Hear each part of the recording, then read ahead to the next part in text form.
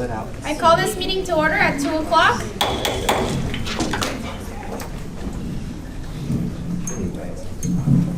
Hello. Lisa, Natalie, can I get land acknowledgement, please? Associated Students Incorporated at Sacramento State would like to take a moment to give honor and respect to the ancestors and to the diverse indigenous people connected to this territory on which we meet. The original stewards on this land belong to Nishnawin, Patwin, and Miwok Native Americans. Keep them in your mind, carry them in your hearts, and we ask that you take a moment to consider your ancestors and your relationships to the land we are on. Thank you. Thank you. Sarma, can we get a pledge of allegiance, please? Please stand. Place your right hand over your heart. Ready, begin. I pledge allegiance to the flag of the United States of America and to the republic for which it stands, one nation, under God, indivisible, with liberty and justice for all.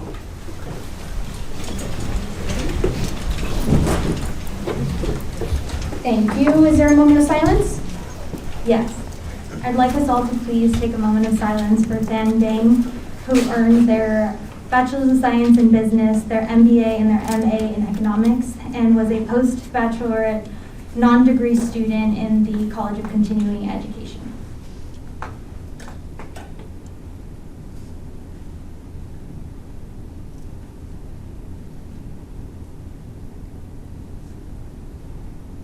Thank you. Thank you. Lisa, can I get a roll call, please? Yes, thank you. Pacheco, Present. De La Garza Garcia, Here.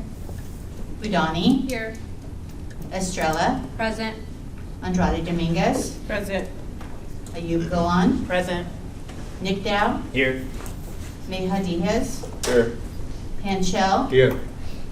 Campbell, Present. Beltran, Here. Bolas, Here. Maria, Here. Babar, Here. Hebert, Present. Curry, Here.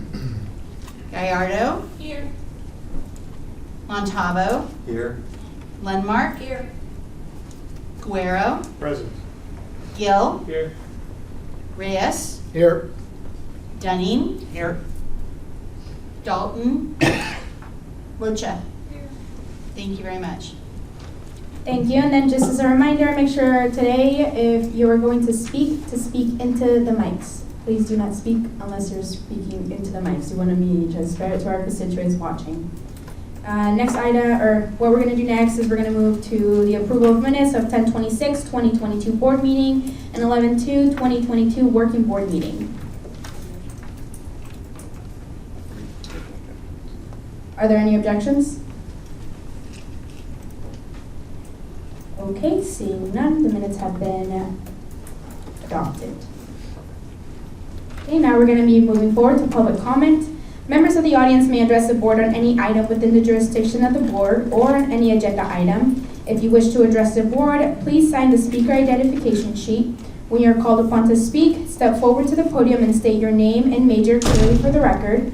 Comments are limited to 3 minutes and the overall time is 15 minutes. Those wishing to speak on a non-agenda item will be called upon at the beginning of the meeting. Those wishing to speak for or against an agenda item will be called upon after the item has been officially introduced to the board. Every agenda item will be open for public comment before the board takes formal action on the item. If there's any public comment, you may step forward to the podium.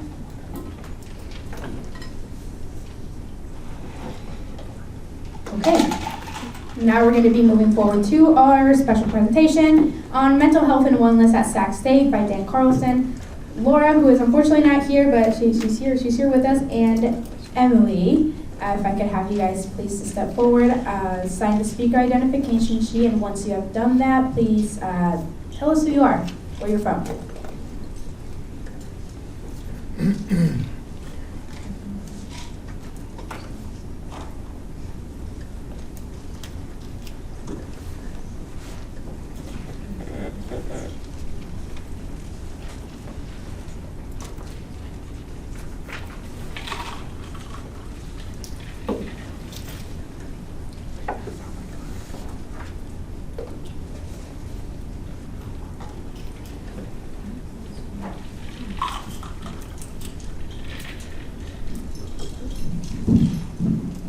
Okay, can you hear me, everybody? My name is Dan Carcel, I'm the Director of Health Services at Student Health and Counseling. So, welcome, everybody. I've never seen such a big crowd. We were scheduled. You can take the mic off if that makes it easier, because we hear you kind of fading in and out. Perfect. We were scheduled to make a presentation about a month ago, and I apologize, I became sick, and then today, my colleague Laura is sick. And so what's going to happen, and I apologize for this too, is I'm going to do her section unprepared. So that should be fun. I woke up feeling really good about today, and after about 10 minutes of being awake, I got that text, I thought, oh my God. But we'll get through it together. You support me and I'll support you. So the reason why we wanted to come here, we spoke about 8 months ago, Laura and I came, and at that point we were partially through our kind of our wellness planning, and I want to give you an update. What we're going to talk about today is mostly similar to what we talked about a year ago, with some additions on where we're at and some good things about what's going on. And also we want you to know so that we can partner more closely with the entire student body, and especially with all of you here. We want to get your ideas as we move into the next stages of our campus wellness imperative.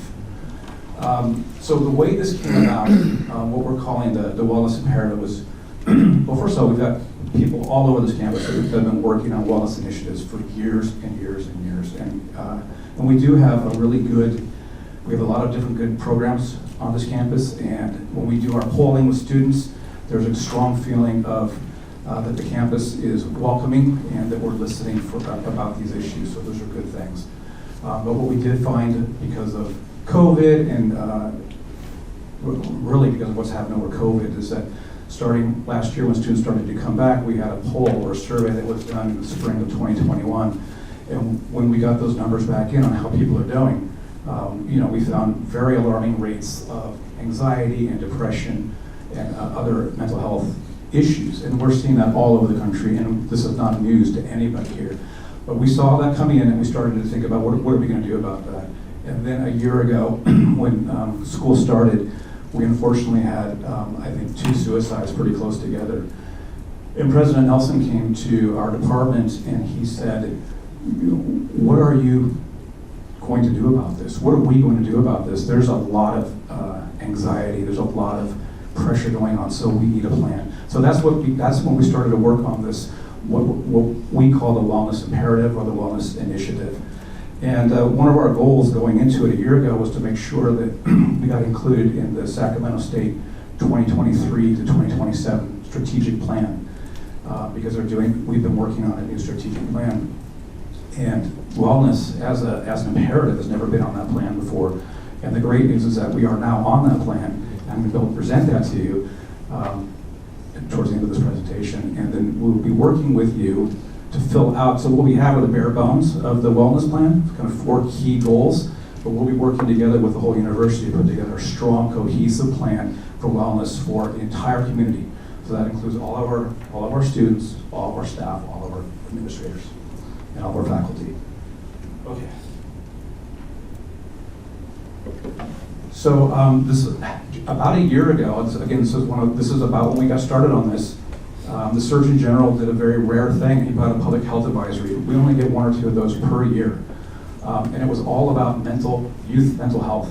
And he was saying it would be a tragedy if we beat back one public health crisis, which was COVID, just to walk right into another one, which would be mental health issues. And youth mental health especially, but it's everyone's mental health. The crisis is absolutely affecting our staff and faculty as well. And so he called for a broad-based rapid response from government, social media, community groups, schools, teachers, parents, and students to work together to address this. So that's what we want to do. This is some of the data. I'll kind of go through this quickly because there's a lot, but from a year and a half ago, this was the data we had, and this is on Sacramento State with 2,400 students. So first of all, we wanted to find out what do you feel is a barrier to your academic success? And the majority of people said procrastination, over 50%, which I think we can all relate to. But stress, anxiety, finances, sleep difficulties, depression, all of those things are wellness barriers, and all of those issues are getting worse, and they all have to be addressed, and we're working on those. And then in terms of the climate, which really means like how do people feel about things around the university, 62% said that they felt that health and well-being is a priority, and 68 said that they feel that we have free and open discussion. And just so you know, compared to the numbers around the country, we're a little bit better. So that feels good. That tells me that we have a student body and a campus community that really wants to work together on this. On the downside, though, if you look at the stress levels, 70% experienced moderate to high levels, 27% experienced serious psychological distress in the last 30 days. These numbers have gotten worse over the last 6 months, just from surveys that we've seen. So that's what we're working on. That's our challenge. So we started off with thinking, and when I say we, I mean the staff over student health and counseling, and also people that we met with all across the campus. And we started saying, what are the key issues that we really want to address? And these are the things that kind of rose to the top. We definitely have students with cultural and systemic barriers to seeking mental health and wellness care. And we also, at the time, people were just starting to return to campus, and a lot of students had never even been on campus before, so they weren't aware of all of our resources. They weren't aware of where things were or what services could help them. So there's a big component of education that we have to address right now.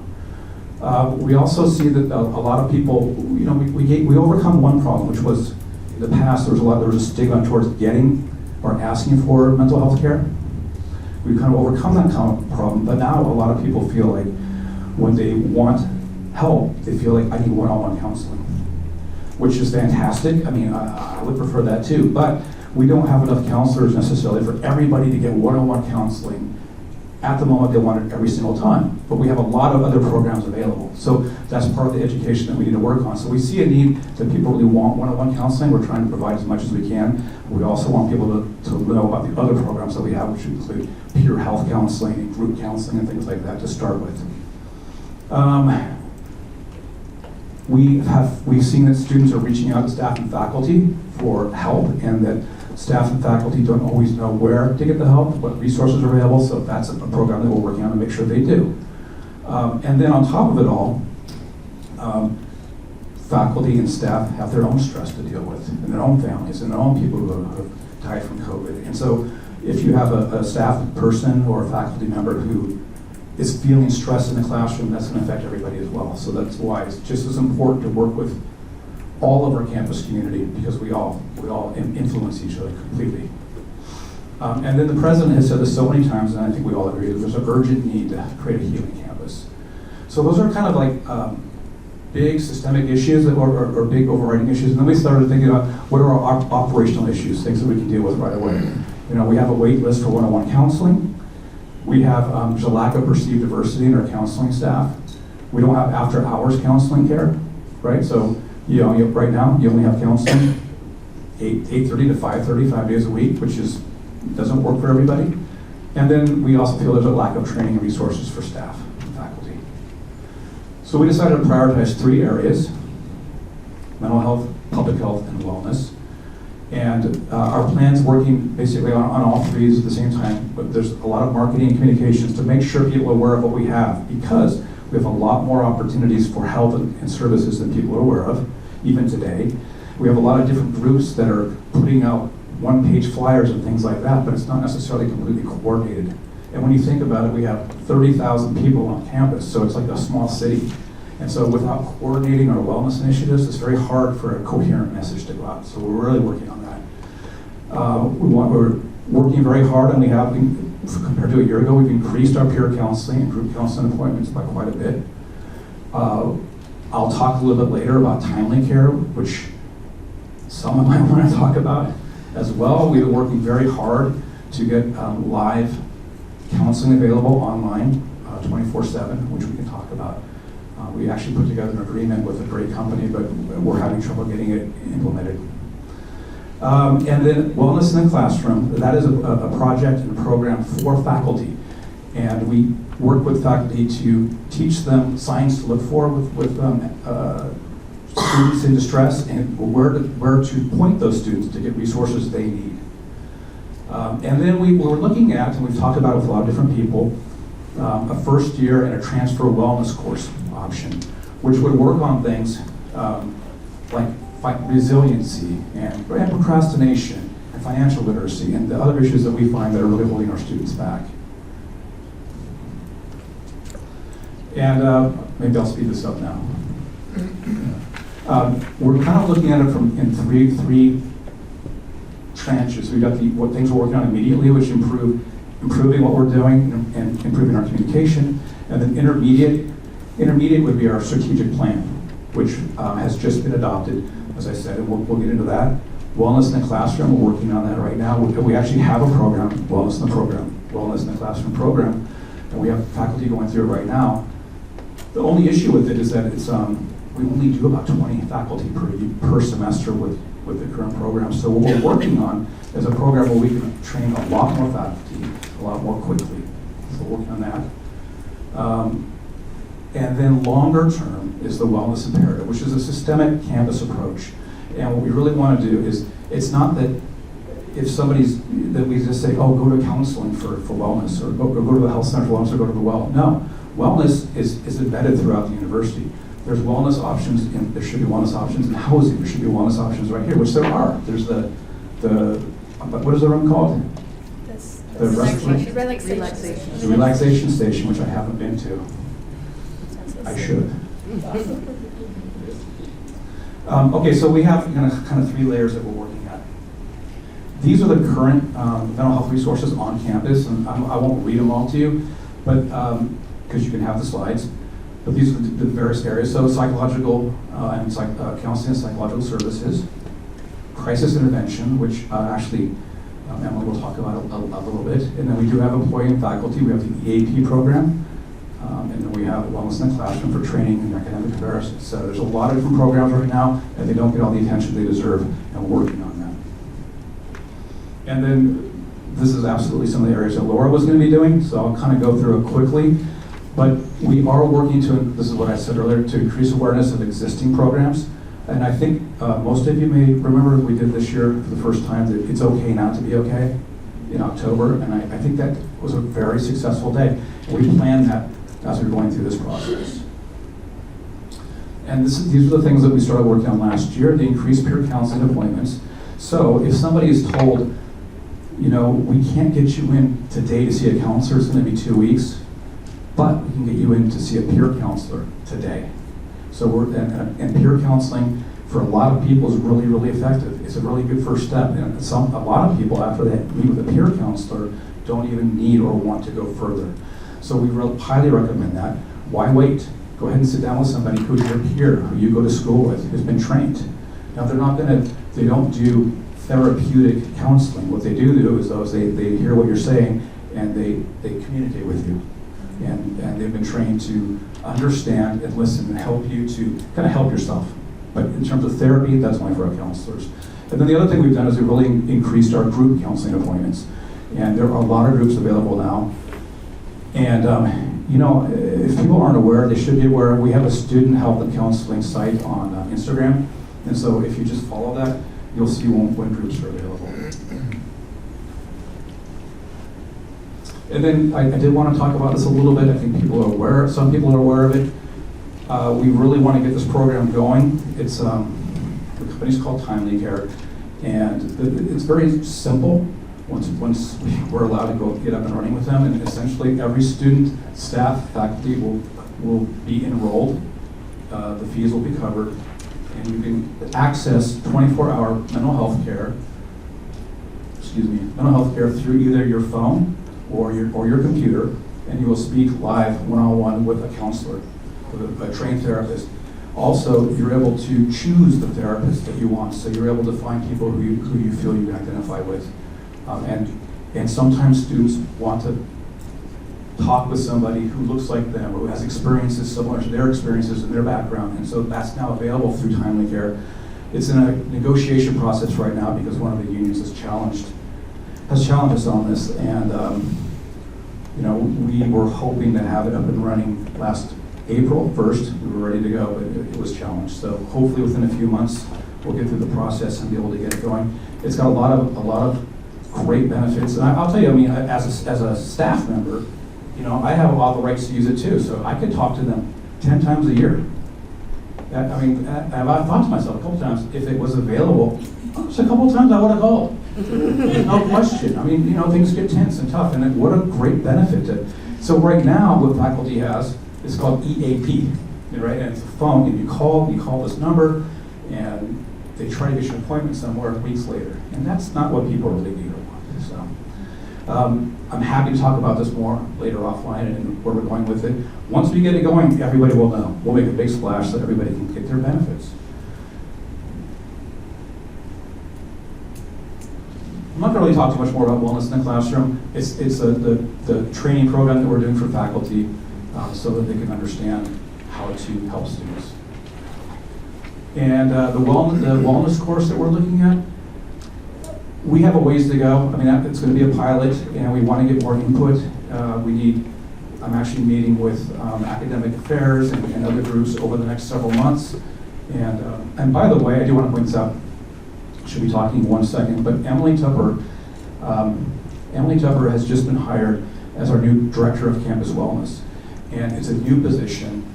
Riva Wittenberg used to be the Associate Director, but we have that position. So this is a new position, and her main focus is going to be working on this Campus Wellness Initiative and working with all of you for the next several years until we become what we hope to be the leading wellness institution in California. We want to really be able to lead the way with the rest of the CSU and show them how we can put together a campus where our students and staff and faculty have the resources and the support to do the best they can do.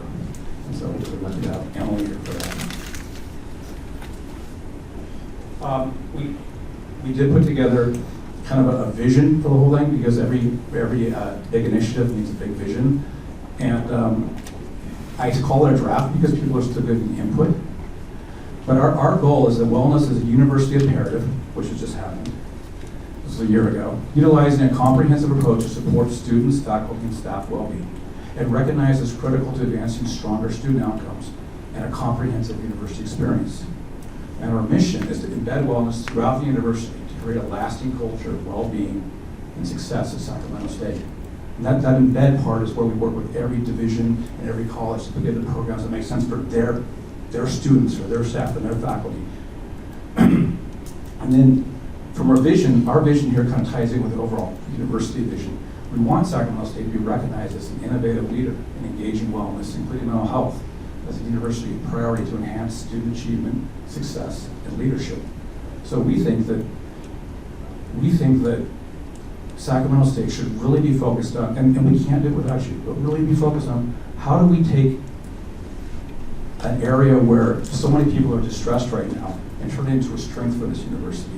Figure out how we can support each other and be healthy and well. And we have some really cool ideas, but we really need a lot more input too. Okay, so I mentioned our strategic plan, and it's been an ongoing iterative process for since January or so. This right here, what you see, there's 6 strategic goals. And they are online. If you type in Sac State Strategic Plan, you'll see this. You'll see the last plan, which we're still operating under, and then you'll see this one, which is our, I guess you would call it a draft. Although this page right here is for the wellness imperative, which is one of the 6 goals, and it's not a draft. This has been adopted by the president and sent to the chancellor's office. So this is the framework, and then what our job is now as a university is to fill in number 6.1, 6.2, 6.3, and to create the plan. So we have our goals, but we have to work together to create the plan to achieve those goals. So our first goal, of which we're working with all over campus and also working a lot with the Division of Inclusive Excellence, is to ensure equity in health services and wellness measures through the adoption of anti-racist, inclusive, and just policies and practices. And we were lucky at Student Health last Friday to start this process with the Division of Inclusive Excellence. It came out to one of our all staffs, and we've started a several months process to work through how we can become the best department we can be in terms of anti-racism and diversity and belonging measures, and learn how to really relate and work with our students, but also how we can start working on this plan, so the strategic plan. The second goal is to enhance the basic needs program, which Emily will talk about, to ensure food security, shelter, finances, physical, and psychological safety needs are met for students and employees. So we will talk about basic needs in a second. I will mention this. In the last strategic plan. Safety was its own strategic goal. Safety stood alone. And now safety's been kind of tucked in and working with wellness. So we are working with UPD and environmental risk and other departments to work on measures for 6.2.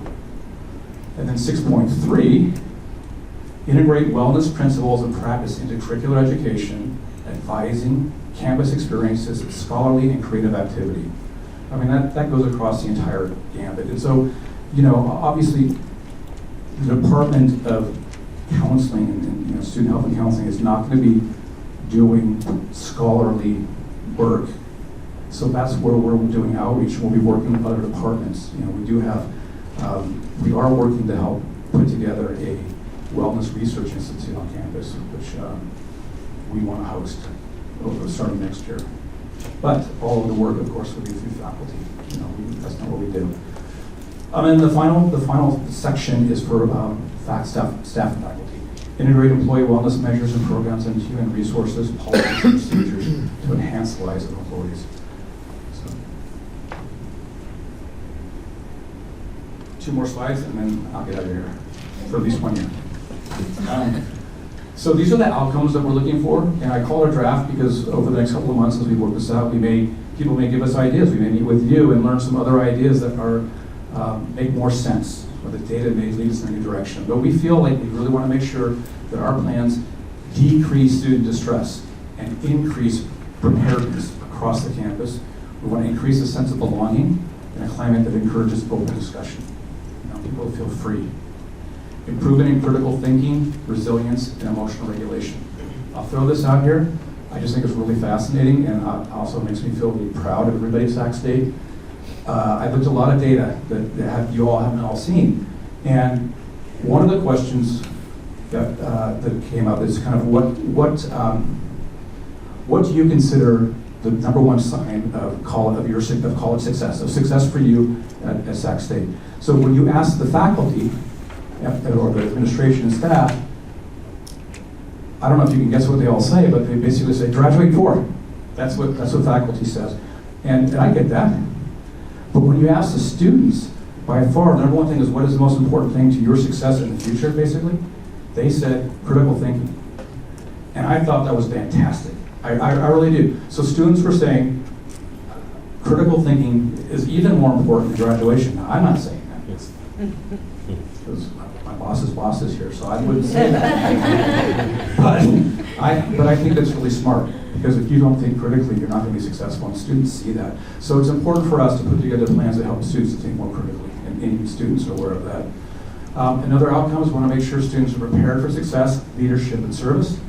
So, by the way, so you can see how we're really widening the whole concept of wellness, right? It's not just eat right and don't feel anxious, right? To be truly well, you should be prepared for leadership and service. You need to be a whole person. So that's what we're really working on, and that's why it's a campus-wide initiative. It's not just a little student health and counseling thing anymore. It can't be.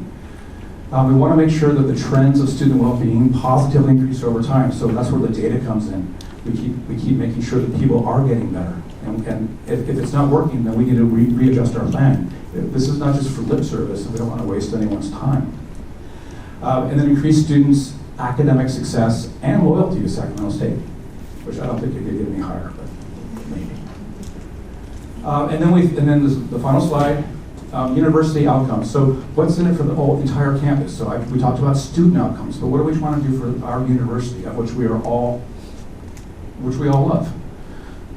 Sac State is recognized as an innovative leader by integrating wellness, mental health, and well-being as a university priority. Sac State is acknowledged as a wonderful place to live, work, learn, visit. Sac State is acknowledged, promote a strong university identity as a healthy campus, increase well-being through collaboration, innovation, and curriculum across departments, develop wellness-oriented anchored university projects in the community.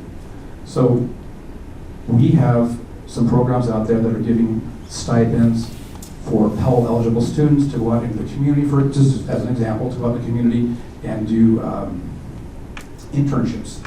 And we were trying to help get them placed in, when I say we, I don't mean me, I mean university, get them placed in clinics, in schools to help. And it helps our students learn to be leaders, and it helps the community. And we want to make sure that we're collaborating on that from a wellness perspective. Because the students that are in Sacramento area, high schools and junior highs are going to be coming here next. So we're all community. Provide data-driven intervention strategies to elevate overall campus well-being, create a climate of well-being. And the final one, increase faculty and staff engagement, sense of belonging, and enhanced overall well-being. You know, these things really play into a lot of things. I think you're all aware that enrollment rates are decreasing across the country. You know, you've seen that. And Sac State right now is one of the few that's kind of bucking the trend. So I think, and I think that you probably agree, that if we put together a good wellness plan together, that people can understand how it benefits them, that this will be a university of choice. And that will be good for all of us. Okay, so I'm going to introduce Emily.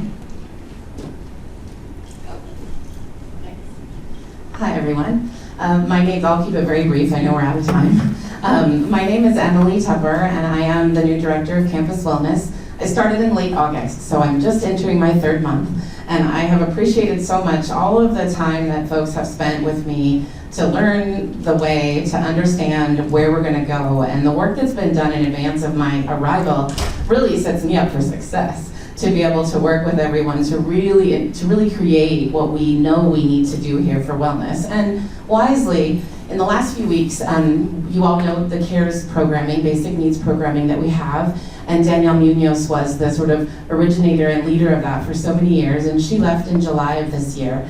And so Jessica Thomas, our senior case manager, has been doing an amazing job of managing, and we've hired some new staff. We have a new rapid rehousing coordinator, Rochelle Robinson. Anastasia Herrera-Tan has been there since January, and Alexandra Infante is our admin support who's been there since July. So we're new and mighty, and we're coming together to really make sure that CARES programming is really meaningful for the students. It's so vital that we have those services. And so right now I'm really investing a lot of time with many entities on campus, and really eager to talk with more students as well about your experience with CARES, what your ideas are about how to envision that so that it becomes really easily accessible and that we can really turn around very quickly in terms of responsiveness to the needs of the students.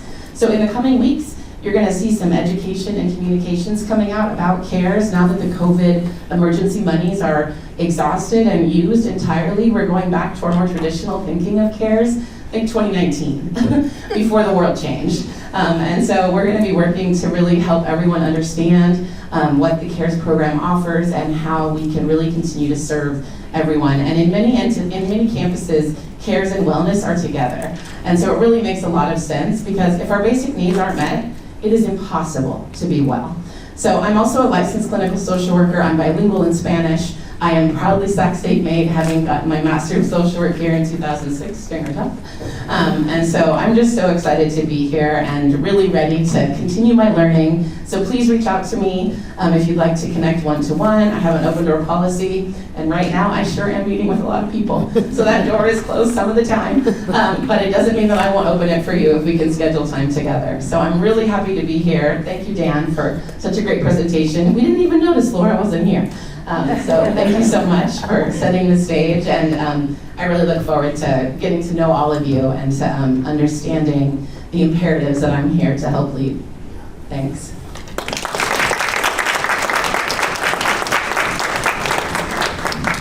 Thank you. Are there any questions for our presenters? Chris? Awesome. Hi, I just want to say that was amazing. When you were talking about your plans and strategic priorities, I noticed you guys mentioned housing in your conversations. What are you trying to do more for housing? Because I represent housing, and we hear a lot from RAs as well as from students in general that, I think it's amazing that we do have a counselor there in North Village, but it is only one. Like, we did get an email we got an email the first week saying, email me, it's great. 2 days later, I have so many students. Yeah, so I totally understand, but are you trying to, we have a lot of concern, and we see a lot of students, honestly, their mental health declining, like you guys said. What's something you guys are trying to work towards for that? So Megan is amazing, and I'm actually one of the first folks that I met with is Megan in my time here, because I really wanted to understand like how she's being utilized, because she is the counselor that's embedded in housing. There are other counselors available in our counseling center, but Megan being on site is really key.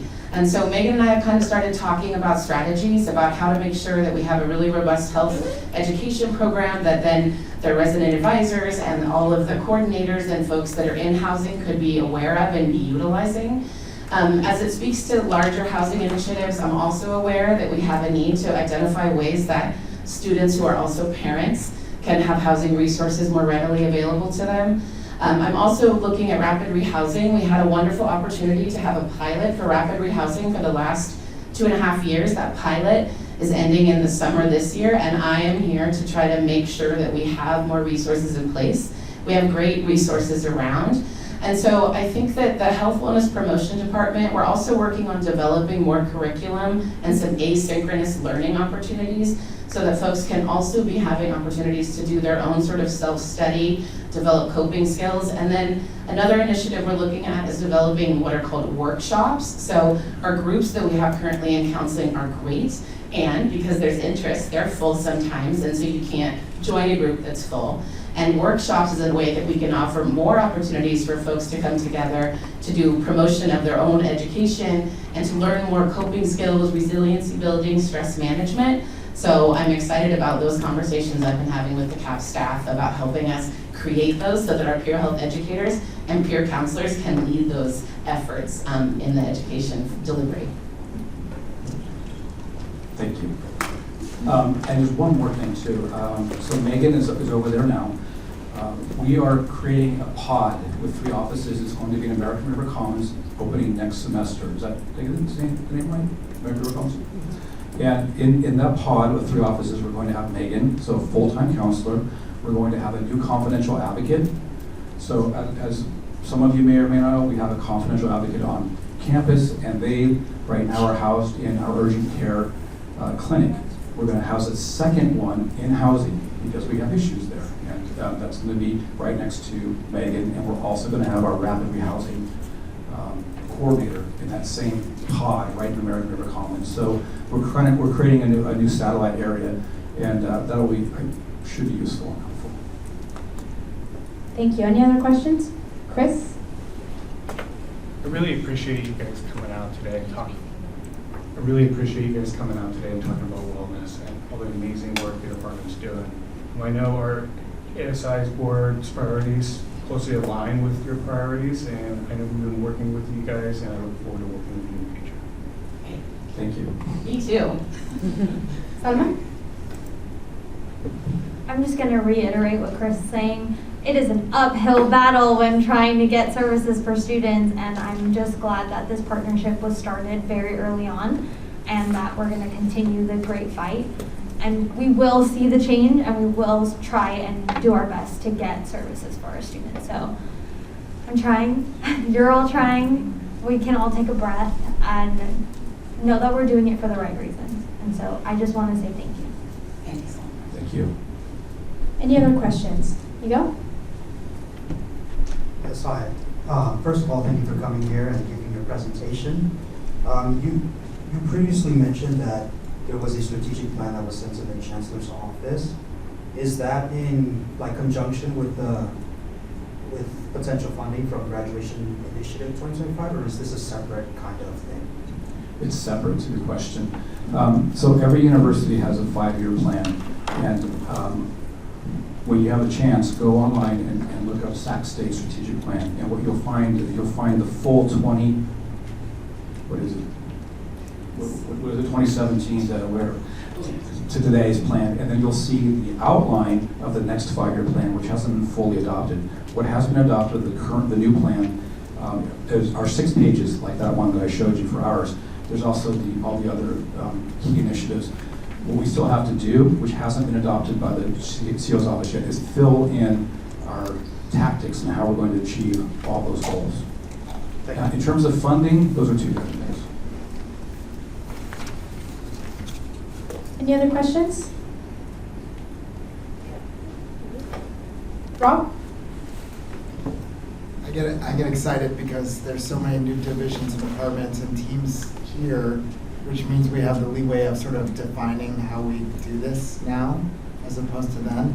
And I know that Student Orgs and Leadership is creating a DEI leadership conference that they do every year in partnership with Inclusive Excellence, who's also doing a spring symposium. So there's a lot of opportunity to get in front of students, to create workshops, and it would be a wonderful maybe conversation to have. I know we're all incredibly busy, but maybe we can carve out some time to talk further about how we can work together, because it just sounds very exciting. You will have an email from me before the end of the day. Thank you. Thank you.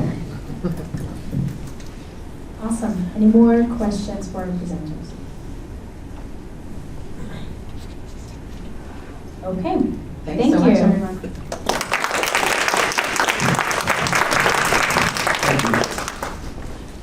All right, now we are going to be moving forward to consent. The following items have been moved to the consent calendar. I'm sorry, we're going to talk about the withdrawn items first. So, following items have been withdrawn: 2022, 23, 11, 50, Estrella Pacheco, University Committee appointments. 2022, 23, 11, 51, Estrella Pacheco, recommendation to the President for University Committee appointments. And 2022, 23, 11, 53, Andrade Ramirez, Estrella Pacheco, Faculty Senate Committee appointments. And then to consent, the following items have been moved to consent calendar: 2022, 23, 11, 52, Laura Garcia Garcia, Estrella Pacheco, Internal Committee appointments. And 2022, 23, 11, 54, Andrea Dominguez, Estrella Pacheco, Great Appeal Panel appointments. If there are no objections, the consent calendar shall be approved. Okay, the consent calendar has been approved. Now we're going to be moving forward to new business. Our first item is going to be 2022, 23, 11, 55, Eva Garcia, Ayub Gulan, Udani, allocation of strategic priority funding for 3.1.1, support the anti-racism and inclusion campus action plan in concert with Inclusive Excellence. So this is just a review of, not a review. Oh, I'm sorry, I can't discuss it yet. Is there a motion? Joe Bishop? I move to approve 2022, 23, 11, 55, De La Garza Garcia, Ayub Gulan, Butani allocation of strategic priority funding for 3.1.1, support the anti-racism and inclusion campus action plan in concert with Inclusive Excellence. Second.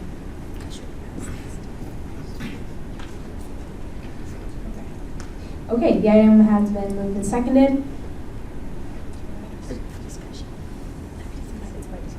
Is there any discussion? Jovisha? So for this one, last time Laura said that she needed money for Starbucks as well as KSSU. However, the Starbucks money was already added to the legislation that was already approved before. So we only need $300 for KSSU, and that's the only thing that has been written on this legislation, and that's the only money we're requesting.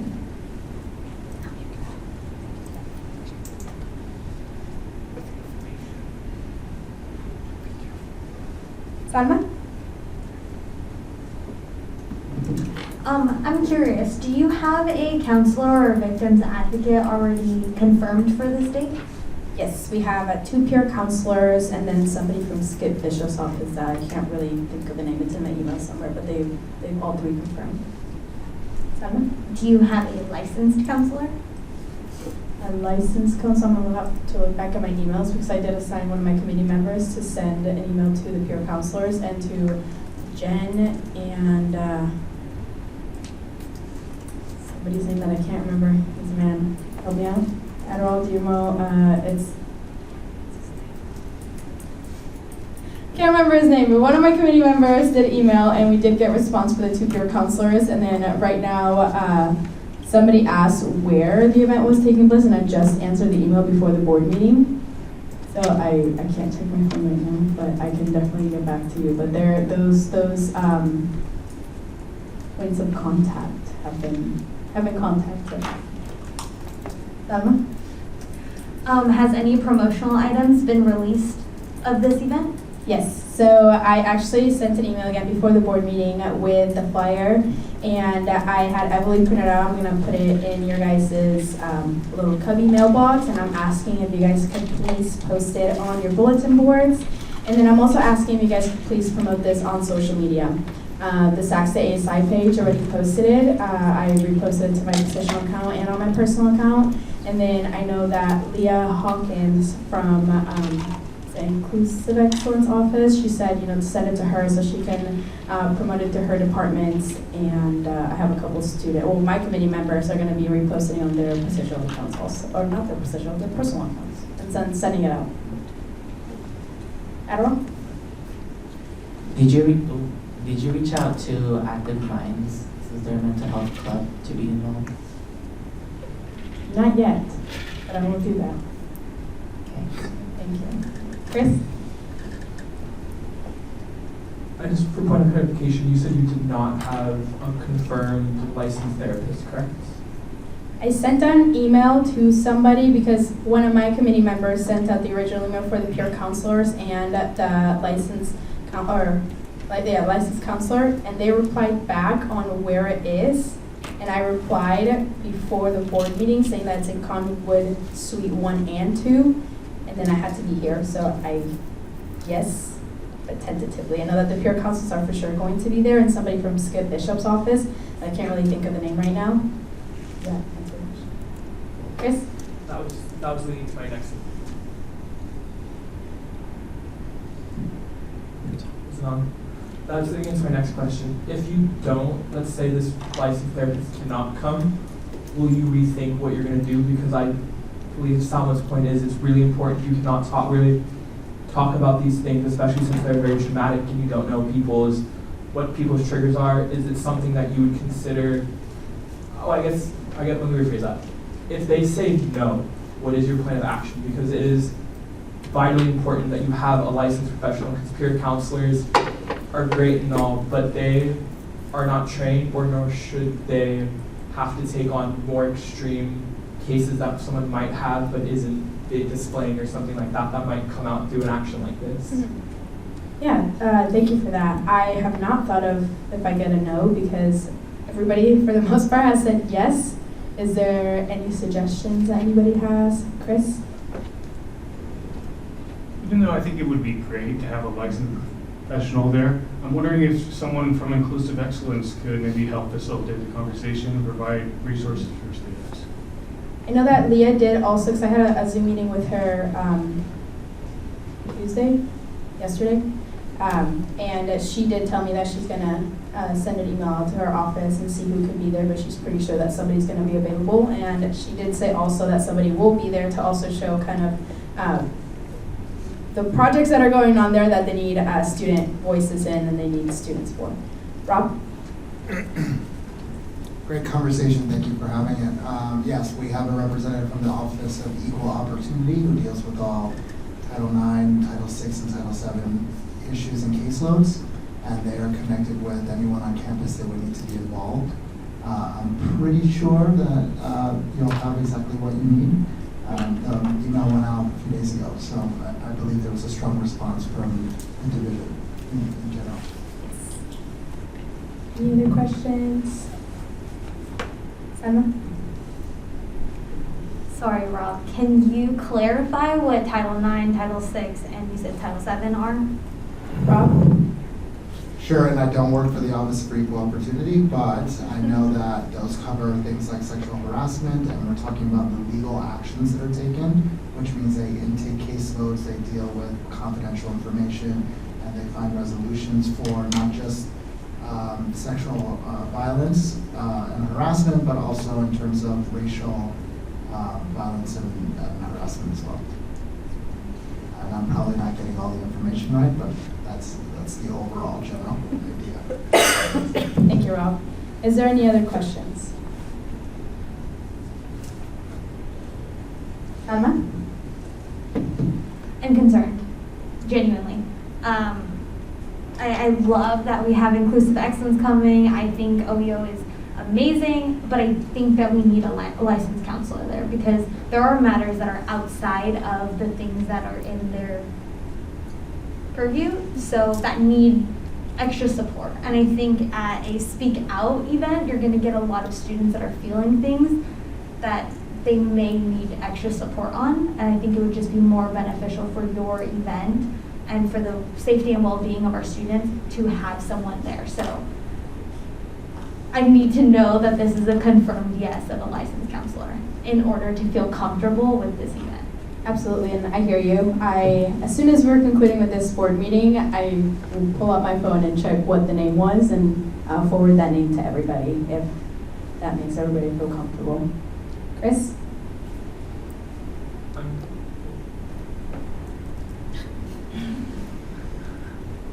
I'm going to echo Salma's point. I also think it's really important.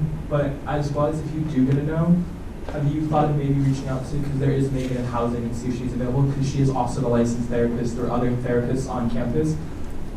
Because I know, Jeff, I want to reiterate what Salma said. I've been to events like this before in many different cases, and she's absolutely right. These events empower people as they should to speak out and to help and get that seek help they need. But it is vitally important that there is someone there because one wrong word could send someone into a mental spiral and you don't know what they do when they go home. And that is the scary thing. You do not know what someone takes from this event that you might not know without them being with a therapist there that they could talk to you, it could send them, you just don't know what they do when they go home, you know? Absolutely, and I would love to get Megan's information. I actually just found out about her when you mentioned her to our presenters, so I can definitely connect with you after and get her information. Chris? I have her card. Okay, awesome. Rob? Speaking of the presenters that were just here, talking about wellness, they represent the Student Health and Counseling Services Department here on campus. You could easily reach out to Dan and or Emily in order to sort of solve that issue, if there still is one after the meeting's over. But they were just here. I believe they were contacted as well, and it's in my emails. I'm sorry, I cannot memorize all my emails. Adderall? The person that you reached out to for the peer counselors, Kate Unstandable, she's also a licensed therapist. Since she oversees the peer counselors, she's not an active member to see students because she oversees 30 peer counselors. You can also see if she's available to just tag along with her students to come, since they're her boss. She's their boss. So that could work out. Usually Caitlin Sandoval, she's available from 3 to 5 p.m. usually, from what I remember. But yeah. Okay, awesome, thank you. Gina? I call it a prior question. It's the previous question, which means we end debate, and then we go straight to a vote on the motion. Okay. Well, first, it's not debatable, but did anyone else have any more comments? If there are no more comments, we actually don't need to vote on the motion. That motion would go straight to regular motion. So, were there any other comments? Were there any other comments? Go straight to a vote on the motion. Okay, we're gonna vote on the motion. The agenda. Okay. So we're gonna vote on, if there are no other comments, we are gonna move to vote on the agenda item. Okay, all in favor of 2022-23 1155, Dara Garza Garcia, Ayub Gulan, Udani, allocation of strategic priority funding for 3.1.1, support the anti-racism and inclusion campus action plan in concert with inclusive excellence. Please raise your hand.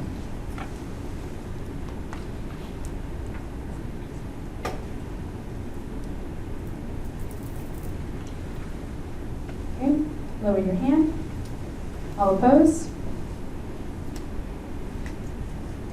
Okay, lower your hand. The motion has been adopted unanimously. No, with 14 yes With- and. With 14 yes and 1 no. Yep. All right, now we're going to be moving forward to the next item, 2022-23-11-56. Mejia Diaz, Saya Pacheco, resolution in support of the undocumented AB 540 and DACA recipients. Is there a motion? Z? I move to approve 2022-23-11-56 Mejia Diaz Estrella Pacheco resolution in support of the undocumented AB 540 and DACA recipient. So, It has been moved and seconded. Is there any discussion? Z? so before I actually take the time to go ahead and read out the whole resolution, I would like to move to amend to edit the 7th whereas.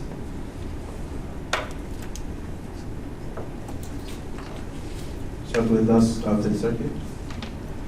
So within here, I would like to move to amend to edit to cross out means that DACA is still seen as.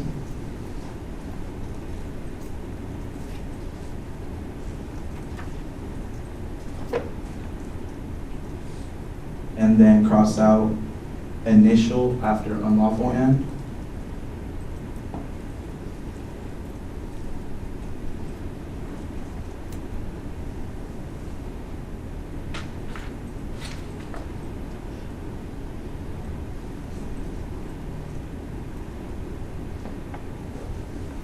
Also means that, take out means that as well. Let's try to do that. And rephrase it to the United States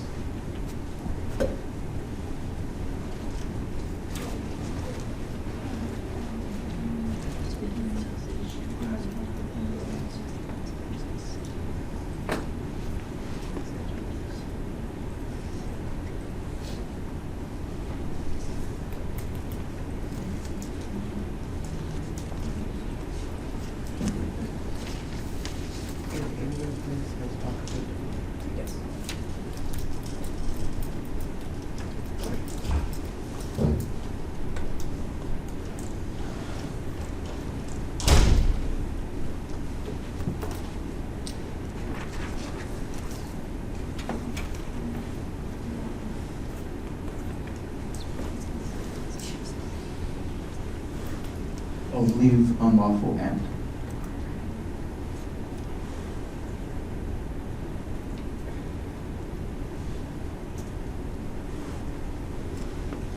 And then rephrase it to the United States Court of Appeals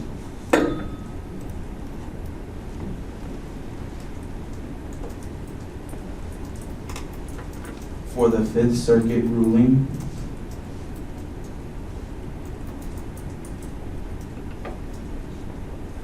in, quote, Texas v. United States, end quote.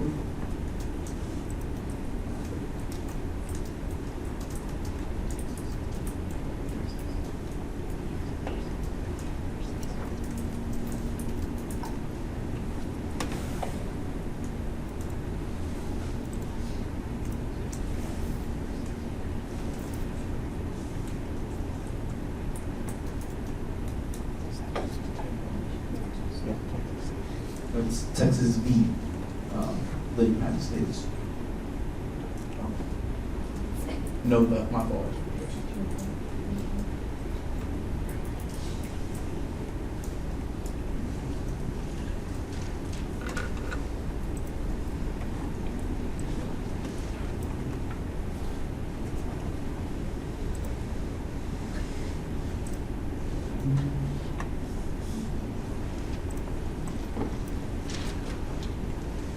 Cross out Fifth Circuit decision as well. My fault.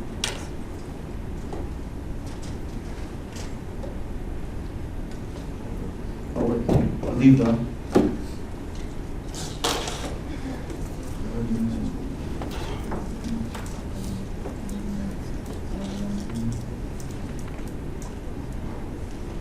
And then end quote after the United States.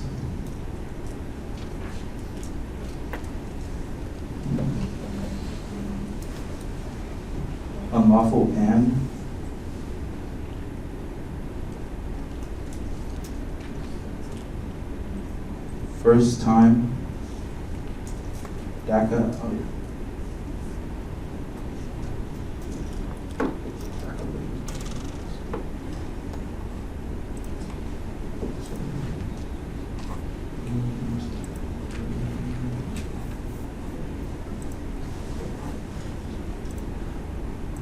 So after United States, so after, before unlawful and after the United States, end quote, in between,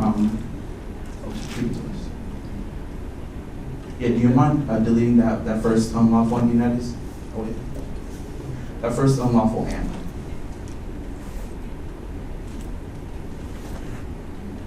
And the. Okay, first.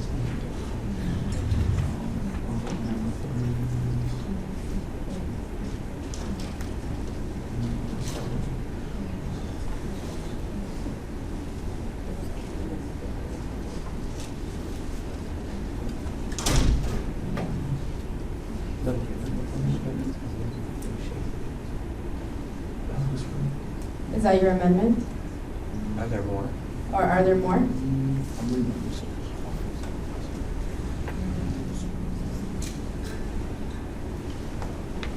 Before first time, it's gonna be, before unlawful, my fault. It's gonna be upholds that DACA is.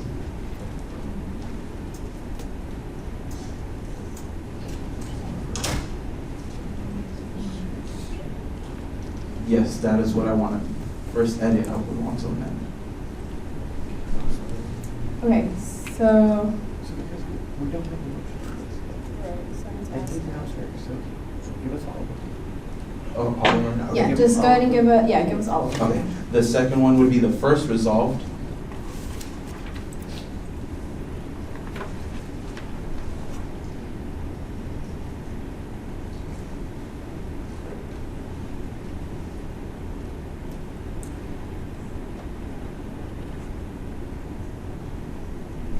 My fault, second. So cross out everything after the and before and support.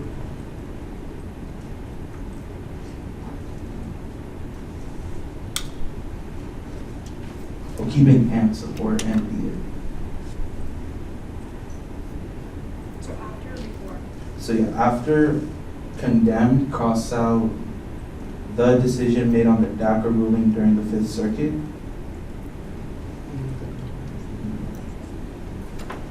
Condemn is still on there. And then after that, it would be the Fifth Circuit Court of Appeals. After condemn.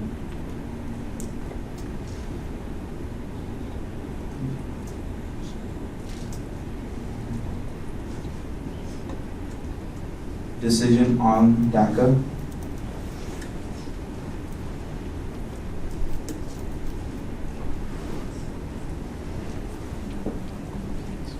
Is it corporate appeals? Court.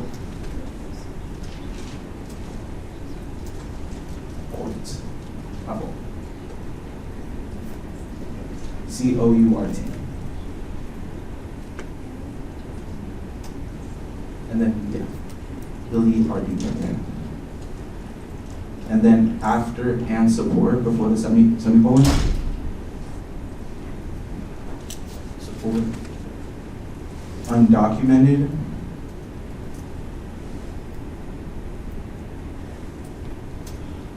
AB 540. A space between AB and 540. And DACA recipient communities.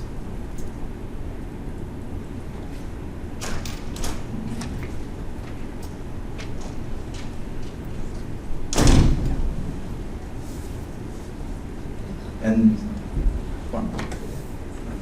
So ASI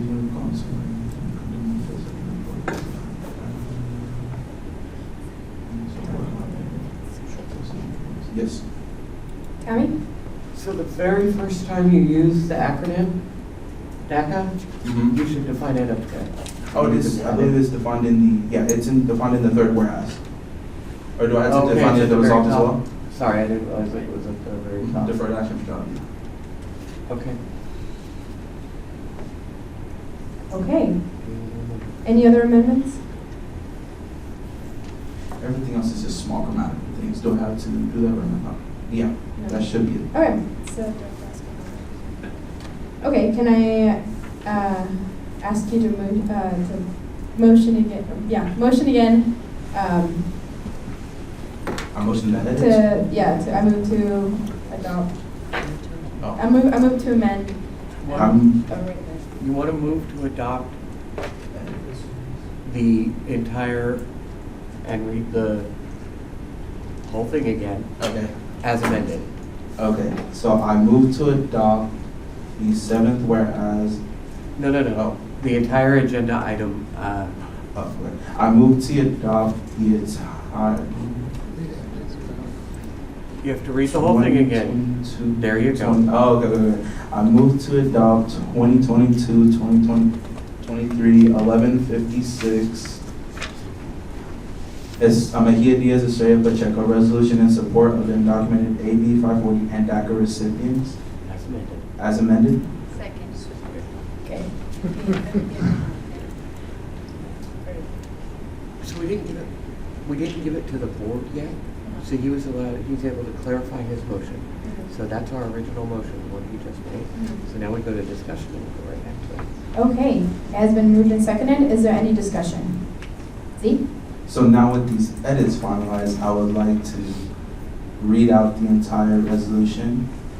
So whereas Associated Students Incorporation at California State University, Sacramento, ASCSUS, is the sole representative voice for more than 31,000 students at Sacramento State, and whereas it is the duty and focus of ASCSUS to represent and support our students and advocate for policies that would benefit the student body, and whereas California State University, Sacramento supports undocumented AB 540 and deferred action for childhood arrival DACA recipient communities through its partnerships with the Dreamers Resource Center and the Coalition for Humane Immigrant Rights of Los Angeles, Chile, and whereas California State University, Sacramento is a Hispanic serving institution, HSI, and an Asian American Pacific Islander serving institution, and a PZ, home to undocumented students, and whereas the United States is the most popular destination for undocumented individuals, and California is home to approximately 2,200,000 of them. And whereas on September 25th, 2017, the Trump administration began the process of placing holds on initial DACA applications, preventing people from submitting new applications. And whereas the United States Court of Appeals for the Fifth Circuit ruling, Texas v. United States, upholds that DACA is unlawful and first-time DACA applications are not being considered. And whereas current DACA recipients are still able to renew their DACA applications. And whereas California State University Sacramento President Robert S. Nelson passed ADM 0183, which is a campus policy to protect undocumented individuals, quote, from intimidation, unfair investigations, and loss of opportunity, end quote. And whereas there have been many organizations such as Coalition for Humane Immigrant Rights of Los Angeles, Chile, who have offered aid to DACA recipients to renew their application, and be it resolved, ASCSUS stands in solidarity with our undocumented AB 540 and DACA recipients during this troubling time, and be it resolved, ASCSUS calls on the Sacramento State community to condemn the Fifth Circuit Court of Appeals decision on DACA and support undocumented AB 540 and DACA recipient communities, and be it resolved that this resolution be distributed to Sacramento State President Robert S. Nelson, Interim Vice President of Academic Affairs and Provost Carlos Nevares, Vice President of Student Affairs Ed Mills, Vice President of Inclusive Excellence and University Diversity Officer Mia Settles Tidwell, Associate Vice President and Executive Director of Inclusive Excellence Michael Nguyen, Associate Vice President of Student Health and Counseling Services Joyce Stewart James, Associate Vice President of Student Retention and Academic Success Marceline Watson Durbigny, Director of Educational Equity Access and Equity Strategist Chow Denny Vang, Director of Equity and Affinity Center Strategic Student Support Programs, Eric Ramirez, Director of the Center for Race, Immigration, and Social Justice, Manuel Barajas, Dreamers Resource Center Coordinator, Kimberly Gomez, Faculty Senate Chair, Adam Rex, California State Student Association President, Christian Mahocho, Executive Director of Chila, Angelica Salas, all remaining 22 Associated Student Presidents, and California State University Interim Chancellor Jolene Coaster.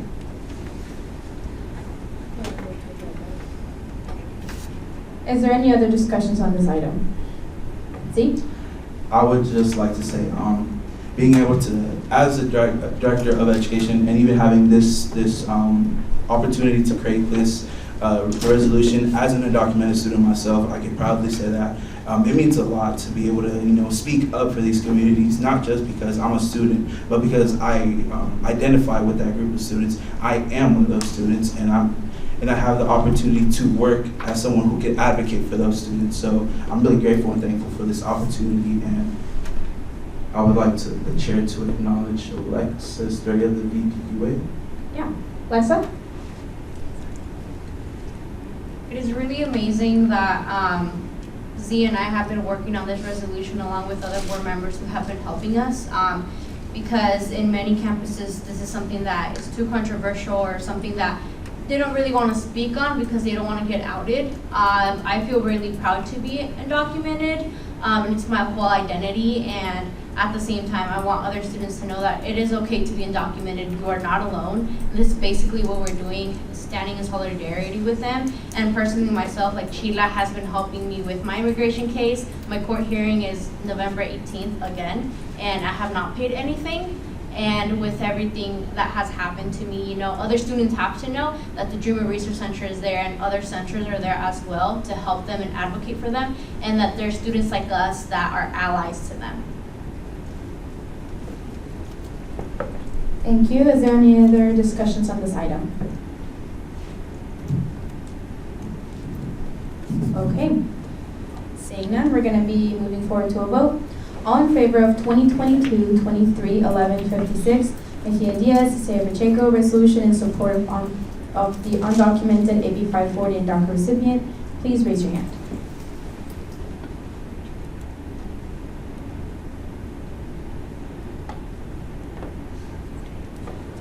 Okay, lower your hand. All opposed? Okay, the motion passes unanimously.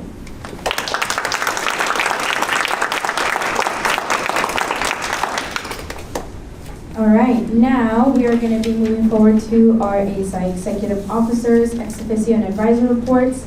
You will get a total of 4 minutes, up to 4 minutes to present, and 2 minutes for questions. Yes.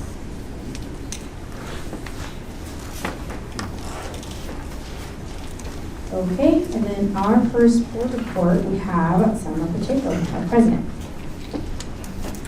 Hi everyone. It is so amazing to see so many people in this room. I'd like to just acknowledge you all.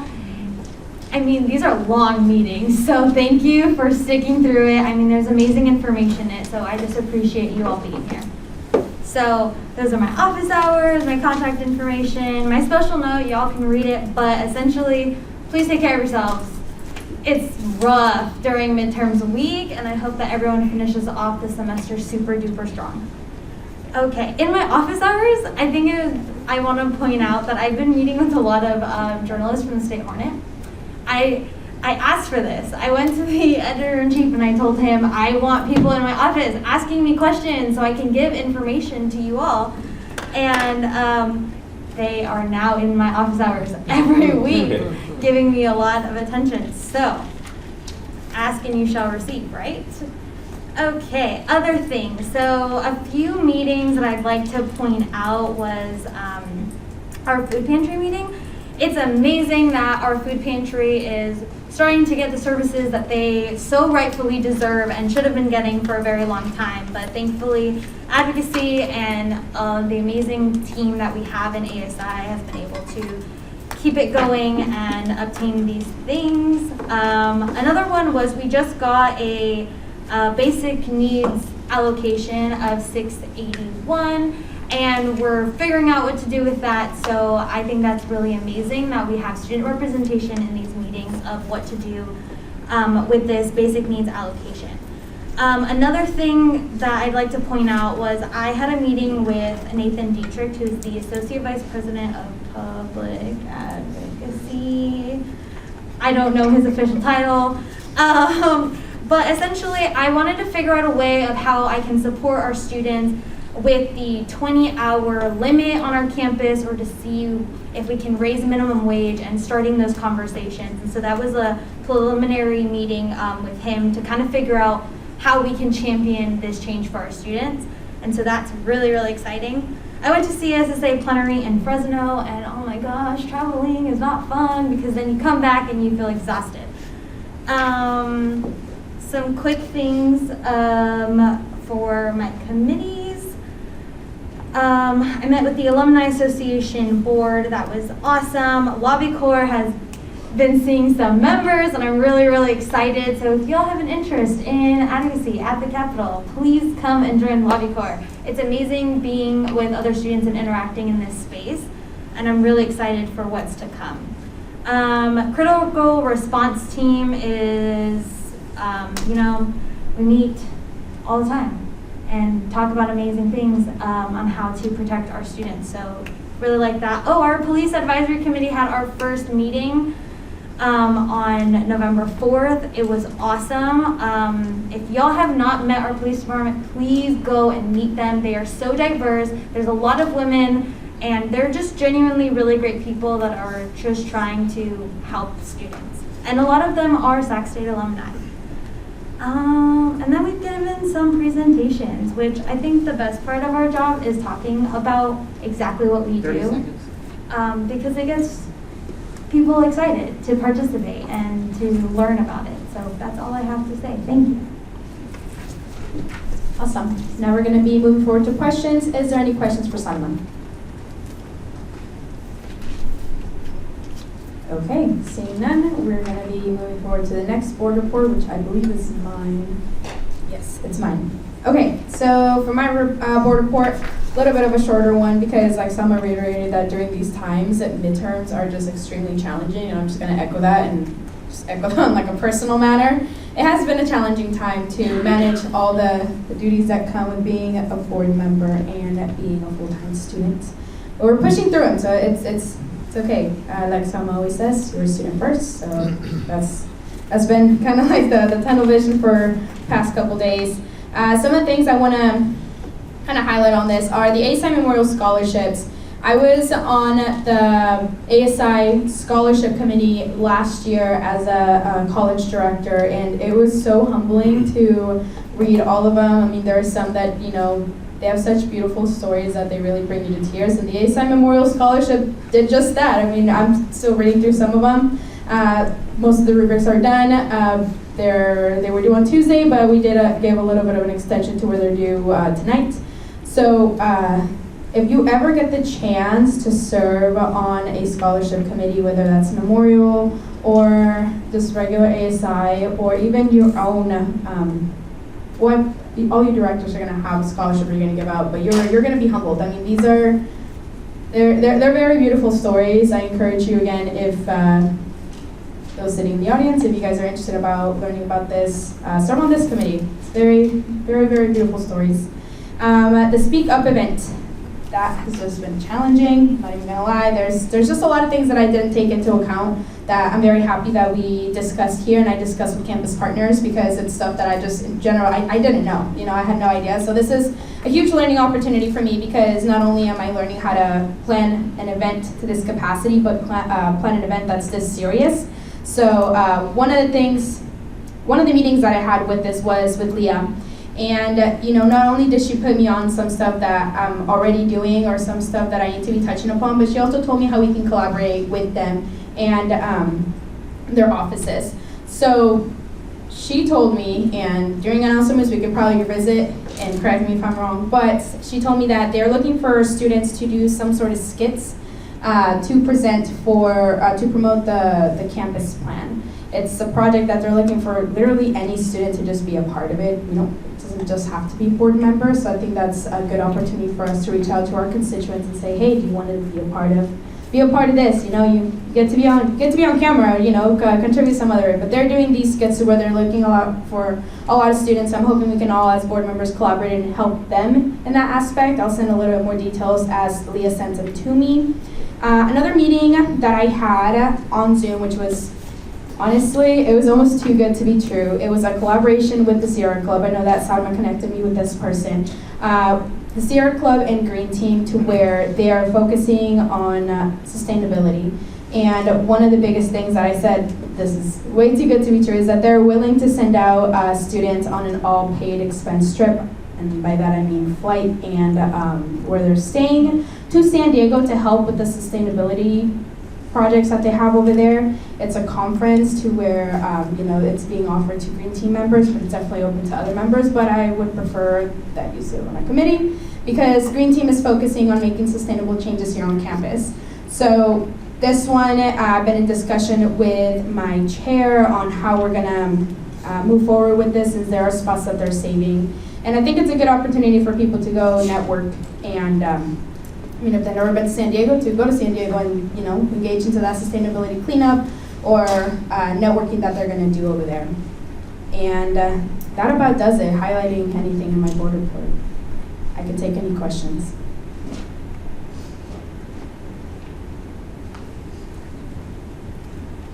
Javisha? Oh, just kidding.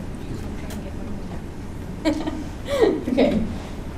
Okay, seeing no questions, we're going to move forward to the next report, which is Javisha.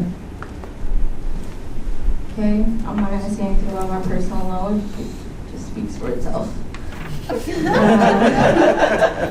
Just take care of yourself. I have a midterm or 2 midterms every week. Don't get overwhelmed. It's fine. Everything's going to be fine. It's only 4 more weeks. We'll be fine. For internal committees, for F&B, Finance and Budget, I serve as the chair. We have had presentations from SEO, which is Student Engagement and Outreach, the Business Office, Government Office, Children's Center, and Peak Adventures. Our committee members are going to go to the Aquatic Center this Tuesday. Too bad for y'all. We are getting a ride there, and we're going to get a ride back.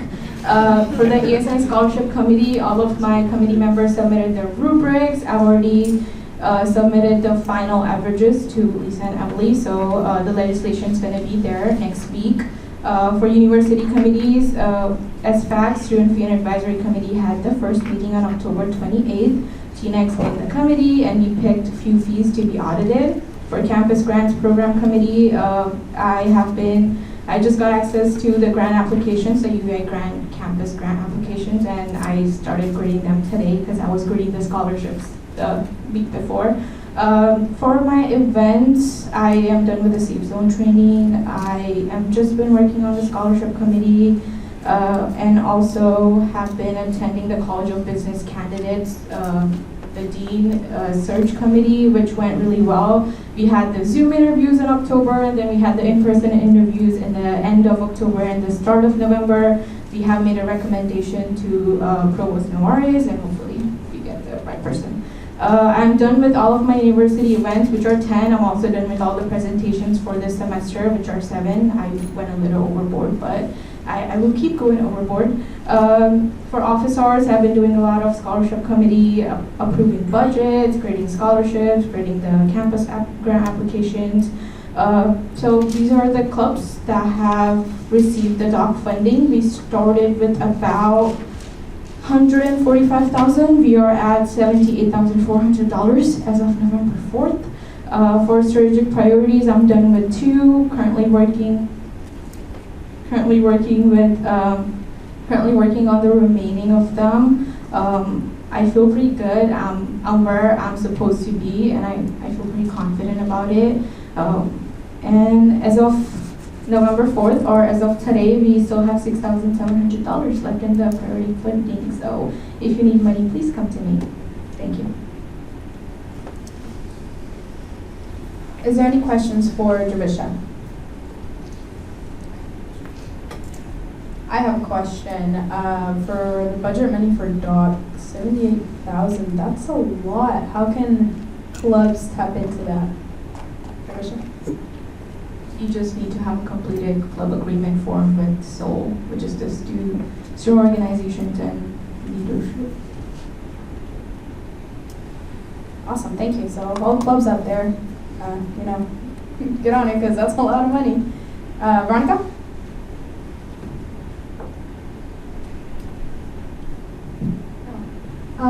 What should clubs do next once the form is finished? Do they need to do anything next to officially get the money? And where do they see it? Revision?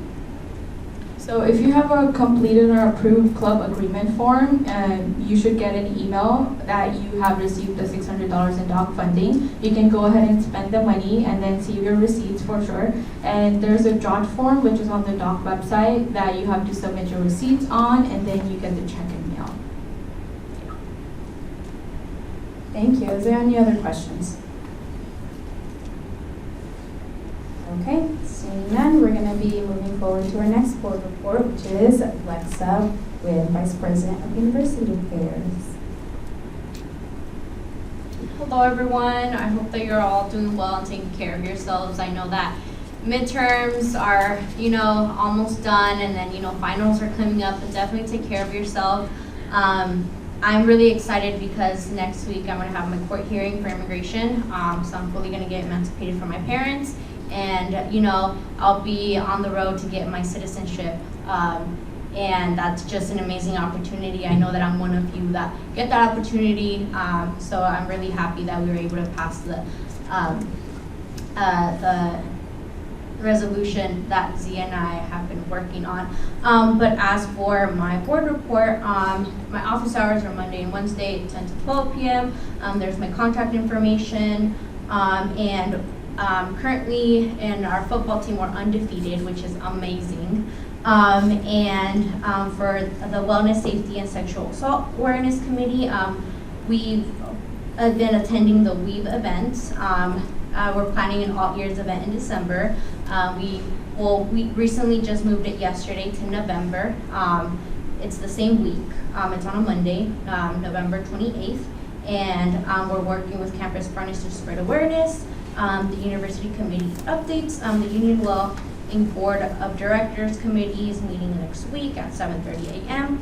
And then the ASCP Advisory Council, we met last week. We reviewed our responsibilities, commitment, and role in the Advisory Council and discussed the AICP action plan. For the strategic priority updates, I've been working with Kim Gomez to create information sessions for campus partners and ASI department directors for 1.12, explore professional clothing drive by female campus partners from CARES and the Career Center to talk about the possibility of the professional clothing drive and how we can support. And then for 2.23, advocating to enhance the basic needs website. Changes have been made to the CARES website information because some of them were outdated, and I know for other websites we have been able to upgrade those changes. And then lastly, engaging wellness activities, sponsorships, partnerships with the board. We sponsored Jamba Juice for the peer counselors event. And then during my office hours, I've been recruiting students. I've been working on my board report and legislation. I've sent out emails and made calls to students to see what we can do to get more students recruited.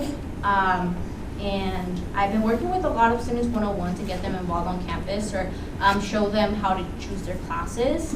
And then for my meetings, I've been attending a lot of campus events, and I recently did the EOP workshop panel, which was amazing.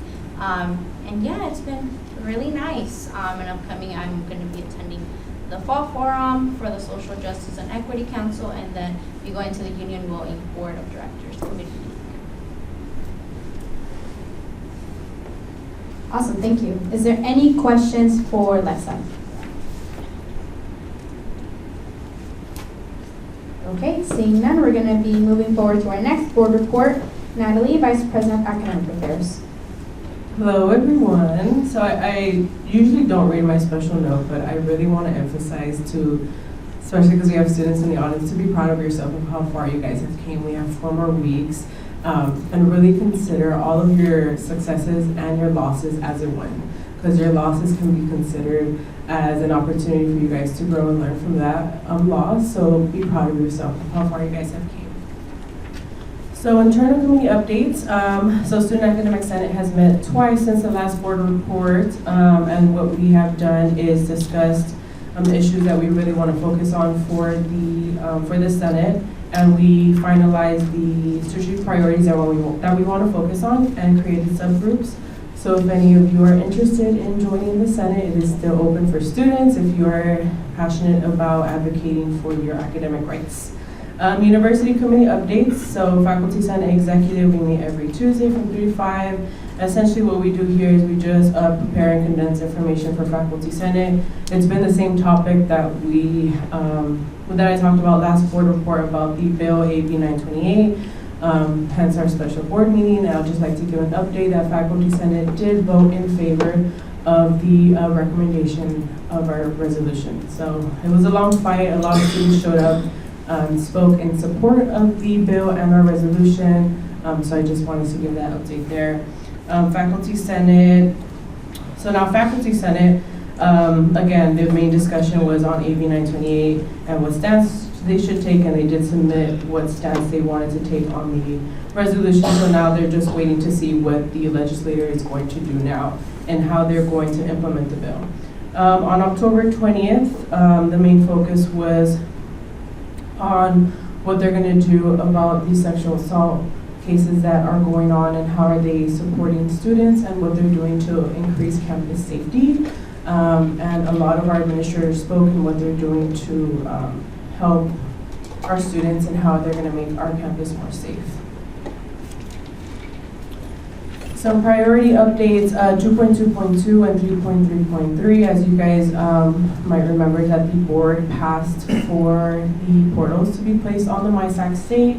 I did have a meeting with them on October 17th of a follow-up, and they let me know that they have to go through some logistical things and work on how they're going to do those placements, but they did say that they will be there by the end of the semester. So you guys will see both of those portals by the end of the semester. 2.2.3 is completed, and 3.3.4 isn't updated on here, but we did meet within the members who are a part of that priority, and we already discussed the logistical things. All we need to do now is meet with Javisha, Lisa, and Emily about reserving the room and the budget. In my office hours, same as usual, met with designees and students interested in committees, answered emails, made phone calls, worked on legislation.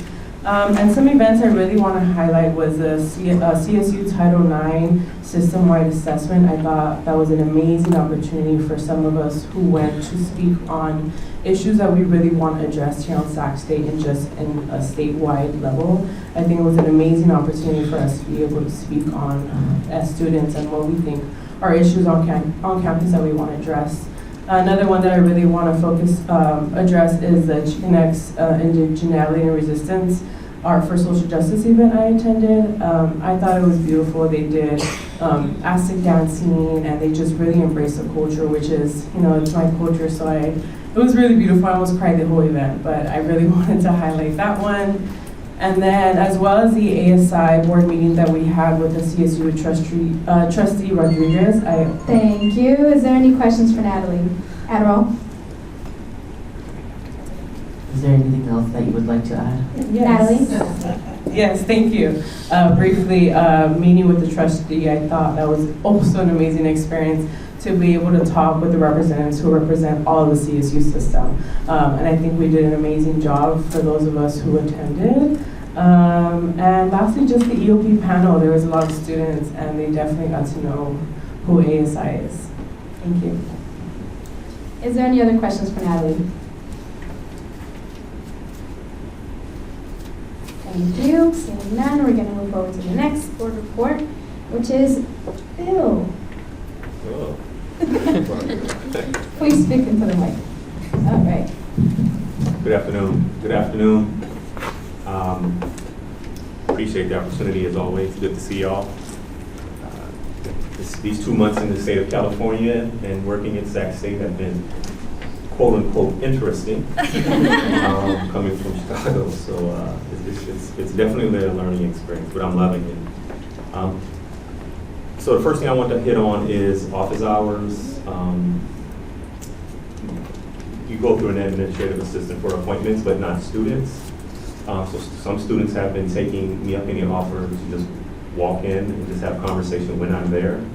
And and I've been enjoying that a great deal. I enjoy the student contact, and I really don't like students to have to go through red tape or whatnot just to have a conversation. The thing I do want to hit on is what everyone else is hitting on briefly is mental health. There's a national student affairs conference held every year, and last year in Baltimore, the theme for pretty much every workshop was mental health enrollment. Mental health enrollment. Every single thing you went in, and I don't believe that would change this March. So I'm glad that there's a big focus on that, and I appreciate the presenters tonight. One of the things I did want to hit on is something I learned very early on, if you weren't aware, that maybe you wanted to think about for yourselves, for your family members, for your friends, your colleagues, coworkers, is when we set our clocks, like daylight savings time and those sorts of things, that leads to the cases of depression escalate because of the change of light, lack of light, and that sort of thing. So just kind of keep that in mind as you prepare for midterms. It is something that's not talked about enough. We just sort of set the clocks and keep it moving, and all of a sudden it's just dark out. So just kind of keep that in mind. And the other thing is, if you're experiencing any sort of barriers regardless, and you're not getting answers, and I don't necessarily mean answers that you want to hear, but you're not getting any feedback or answers, don't hesitate to contact me. Because one of the things I really want to do is cut through a lot of the red tape in my role. It will be very challenging thinking about the meetings, of listing all those meetings, like I said the first time, so I just sort of grouped them. Obviously, I have quite a few direct reports, and that has actually grown since I've gotten here. And my regular meetings with my supervisor, who's the VP. My various, the boards that I sit on in the AVP level meetings as well. Campus colleagues, continuing projects. I'm continuing to be added to various projects on campus at the CSU level, campus level, which I'm looking forward to. And the other thing is meeting with this gentleman here, Rob Reyes. It was a really productive meeting, I believe, and we learned a lot about each other and talking through the symposium that's coming up. And also, I joined the Student Affairs Leaders of Tomorrow mentee program, and so I had my initial meeting with my mentee, so that was exciting. Some of the things I was able to attend, I forgot to put that. I got roped into, as I was trying to leave the homecoming game, I was snatched up by Nadine Kelly and thrown into a golf cart and was driven around during halftime of the game, so that was interesting. But I was able to walk around at the Pride Fair because I was really interested in meeting folks in the areas that I have oversight of that I have not met yet, who were taking it, and that was great.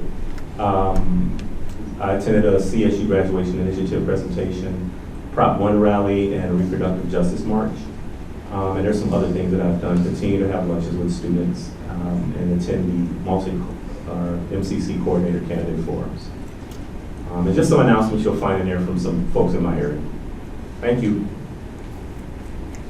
Thank you. Now we have questions. Is there any questions for Bill? All right. Thank you, Bill. Point of order. Yes. Rob? I have to leave. Can I go next? Is that, I know it's out of order.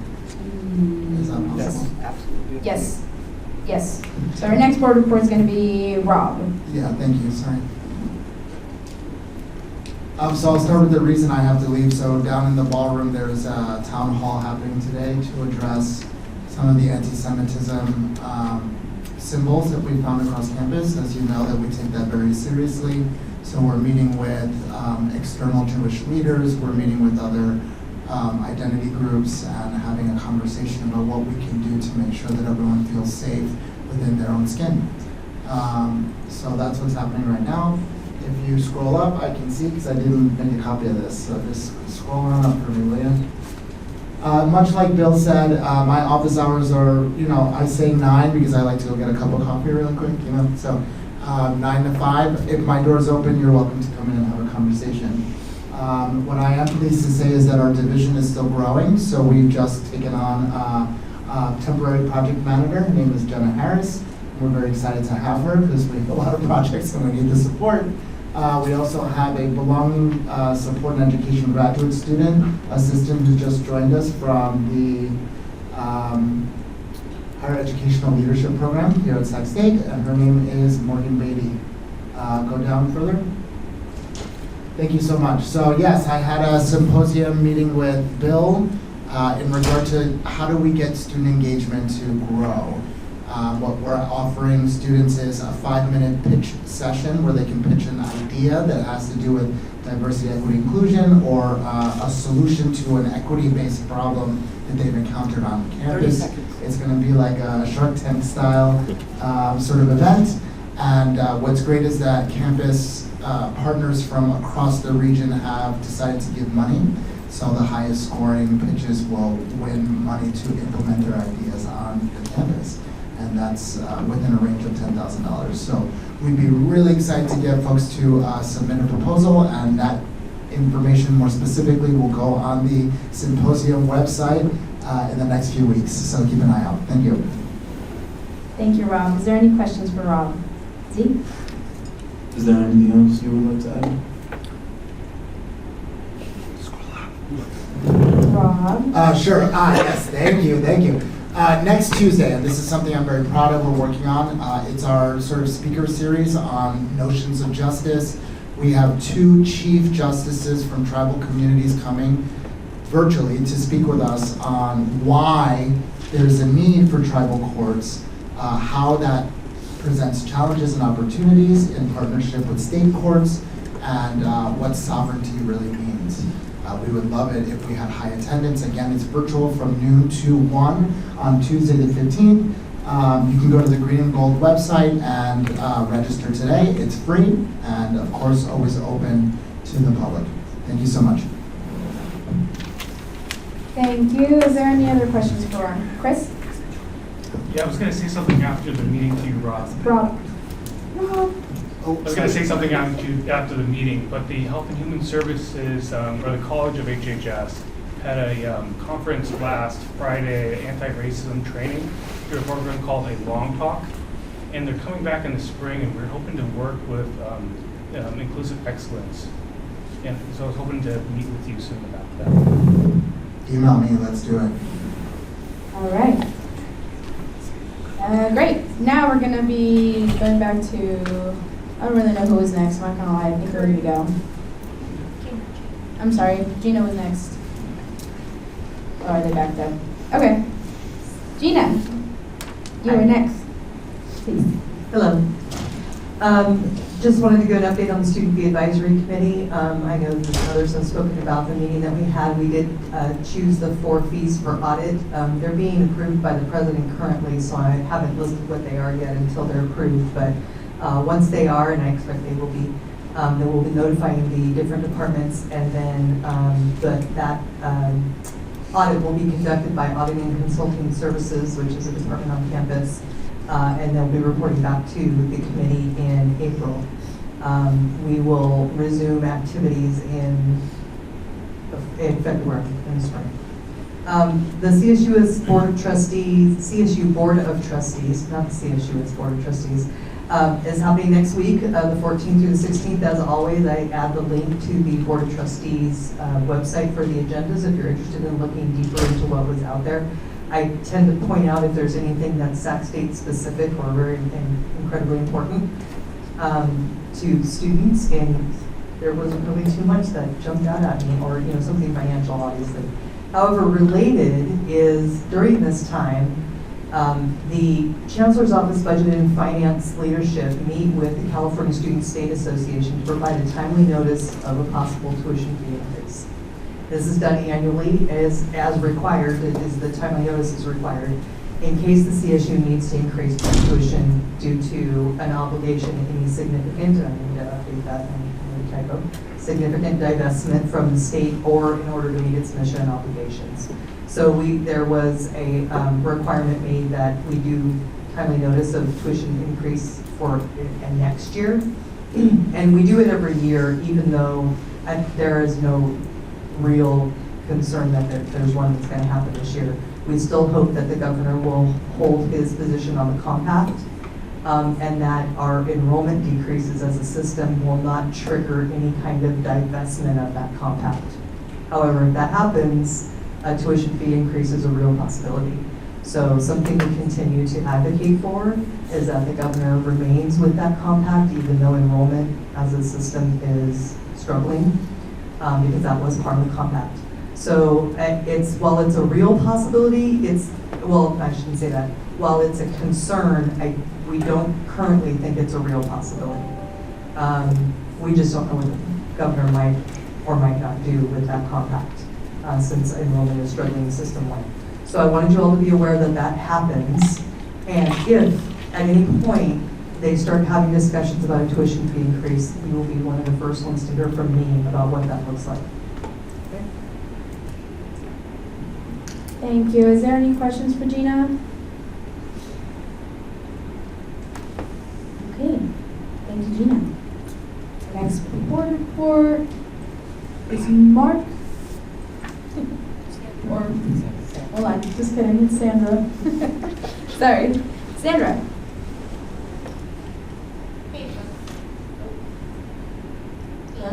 Hey folks, so a couple items just to update you. I just wrapped up the AOA Scholarship of Excellence Committee. That was the $5,000 scholarship that you all probably saw advertised. It was system-wide, so it was service to the AOA organization. That scholarship recipient will be approved by the AOA Executive Board on November 8th and then made public. I forgot, because it's under service, forgot to mention that I just also wrapped up doing the UAI grants reviews, so I'm also part of that group, and Druvisha is with me as well. We're going to have our selection meeting for that grant next Tuesday, I believe. As you all know, I'm continuing my one-on-one check-ins with you as we're wrapping up how the midterms and how you're faring, and hoping that everyone's taking care of themselves as you start and preparing for the winter break and the return of the spring. I'm trying to look at what to highlight. Oh, I would recommend everybody, and I included the link to the annual report. So all you folks, it's going to print very soon. It's very lovely. Our student graphic designer and Savannah Potter out at SEO spearheaded the design work, and all of our 6 programs provided a lot of information for that. And we have our financials. I'm a big believer in transparency, so made it a very pretty little manual for everybody to see what ASI is up to, like the highlights. Of course, it's not everything we do, but it's the highlights from the last year.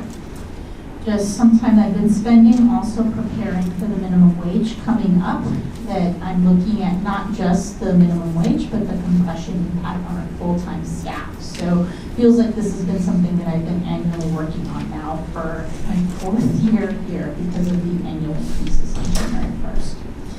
Quick update on the food pantry. As you can see, I included our September usage. These are visits.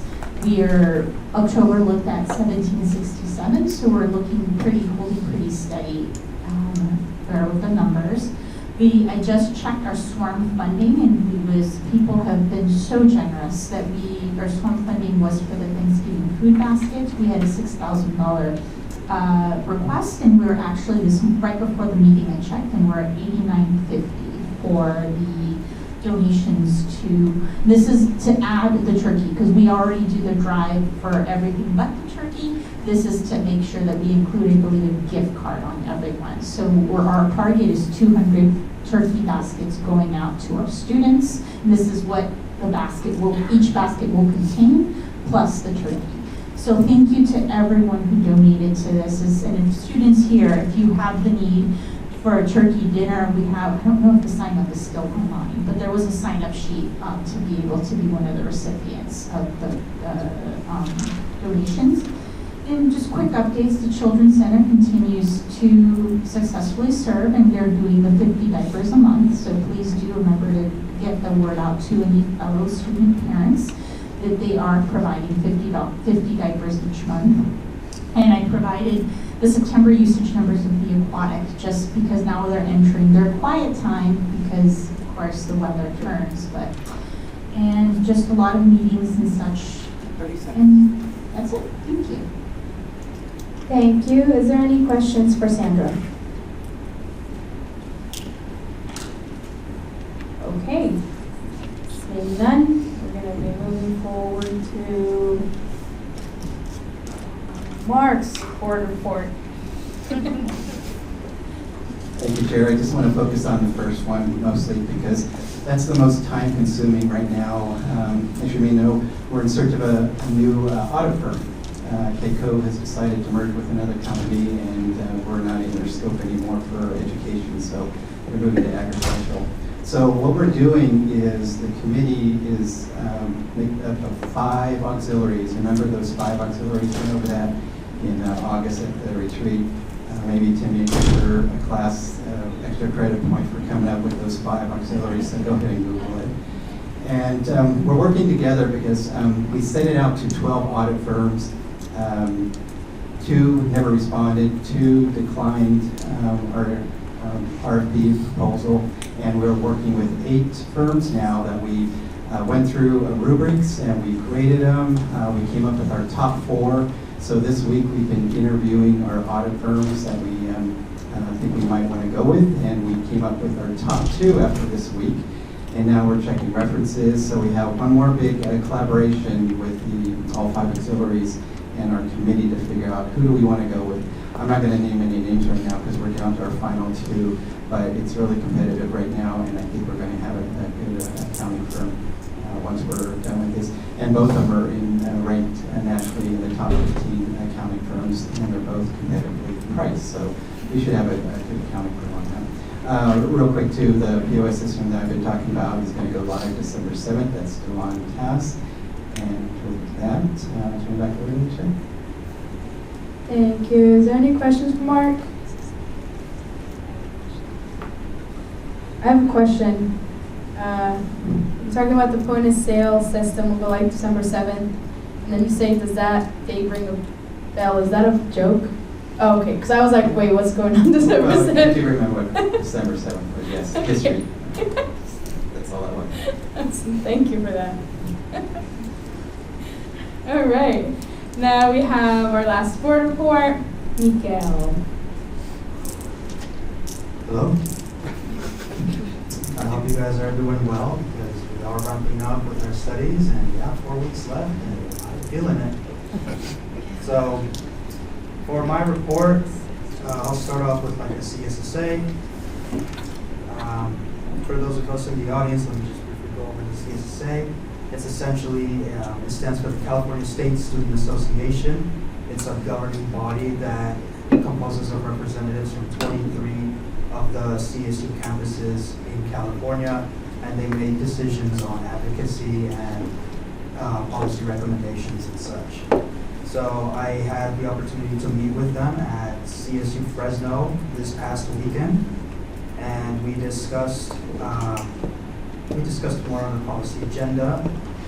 The big ticket item at that meeting was to approve a co-sponsored draft legislation that regards satisfactory academic progress requirements, and that is essentially to standardize the SAP requirements in ensuring that it's only like the minimal federal requirements and not have like any other additional requirements added to those. It's essentially meant to remove barriers for students who may have been disqualified from financial aid and receiving grants to essentially like reapply and make it easier for students to essentially have access to that money.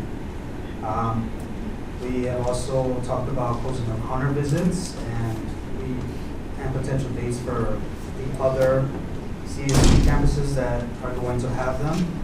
And we also talked about a continued search for a student trustee for the term of 2023 to 2025. I'll have more information about that in my CSSA plenary report, which I am working on right now, so you all should get it. So if you guys have any questions about that, feel free to reach out to me in regards to that. The next CSSA meeting will not be November, as stated on there. It will be on January 28th through the 29th next year, 2023, and it will be at CSU San Jose. So in terms of Lobby Corps has met twice since my last report. At our October 20th meeting, we had a guest appearance from the CSSA's Assistant Director of Government Relations, Mary Washington. She gave an excellent, informative presentation on how the California legislative cycle works, how to advocate for those bills, and any potential issues to the legislators, as well as within the CSSA and the Chancellor's Office. And all those have a direct impact in creating change for essentially 500,000 students within the CSU system. And then we had our last meeting that we just had last week. It was held on November 3rd. That's where I essentially gave a presentation in regards of the CSSA to the lobby board meetings, so that the students there could get a more better informed on what the CSSA does and what our roles and responsibilities are. In terms of working at OGA, Office of Governmental Affairs, I've been collaborating with Sidra and Lisa in terms of turning in more points for the civic challenges. We were also successful in having Mary Washington come as a guest speaker for one of the lobby corps meetings. And I was also able to schedule a meeting with the Associate Vice President of Public Affairs and Advocacy trip for November 16th. Very soon. And real quick, just to bring these into attention, I have 4 meetings that are not listed up on there, but essentially. Thank you. Is there any questions for Miguel? Z? Would you like to add on? I would really quick. Miguel? Yes. So November 2nd, I gave a presentation to the Senate board in regards to the CSSA. The next day, I gave that same presentation at lobby corps to other students. November 5th through 6th is when I attended the Fresno CSSA plenary meeting. And November 7th, I gave a presentation as well, along with Citra. This was to the EOP conference that was going on yesterday, and it basically covered like the CSSA, as well as the lobby corps and city ambassadors and what our Office of Governmental Affairs does.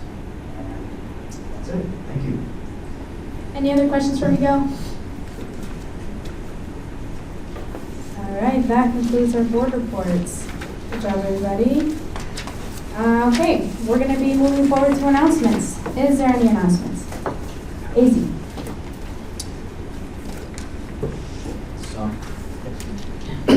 So next week is Global Entrepreneurship Week. There will be events happening on campus, and if they're on campus, you could look up, go on csus.edu, search the Carlson Center, and all the events should be on that website. You could look at all the different types of panels that they're going to be having, and all the events will happen in the Carlson Center, which is in Library 1520. So go into the library, turn right, go up the stairs, it should be in there. A couple of events that I'm excited for are the State of the Union address. So that'll just be talking about why entrepreneurship and innovation is super important across ecosystems, not just here on campus, but to the greater Sacramento community, as well as far beyond that. And there are a couple events. Other than that, there's a $10,000 pitch competition that's happening on Wednesday night, and a Sac State startup is actually pitching at that competition. So if you want to go see them pitch, they'll be pitching that night. But there will be other panels on like clean tech, diversity in funding, and other events that will be good. So show up and show out. Out of 100 people, only 3 start something, so support people who start things. Yeah, that's my announcement. Thank you. Adro?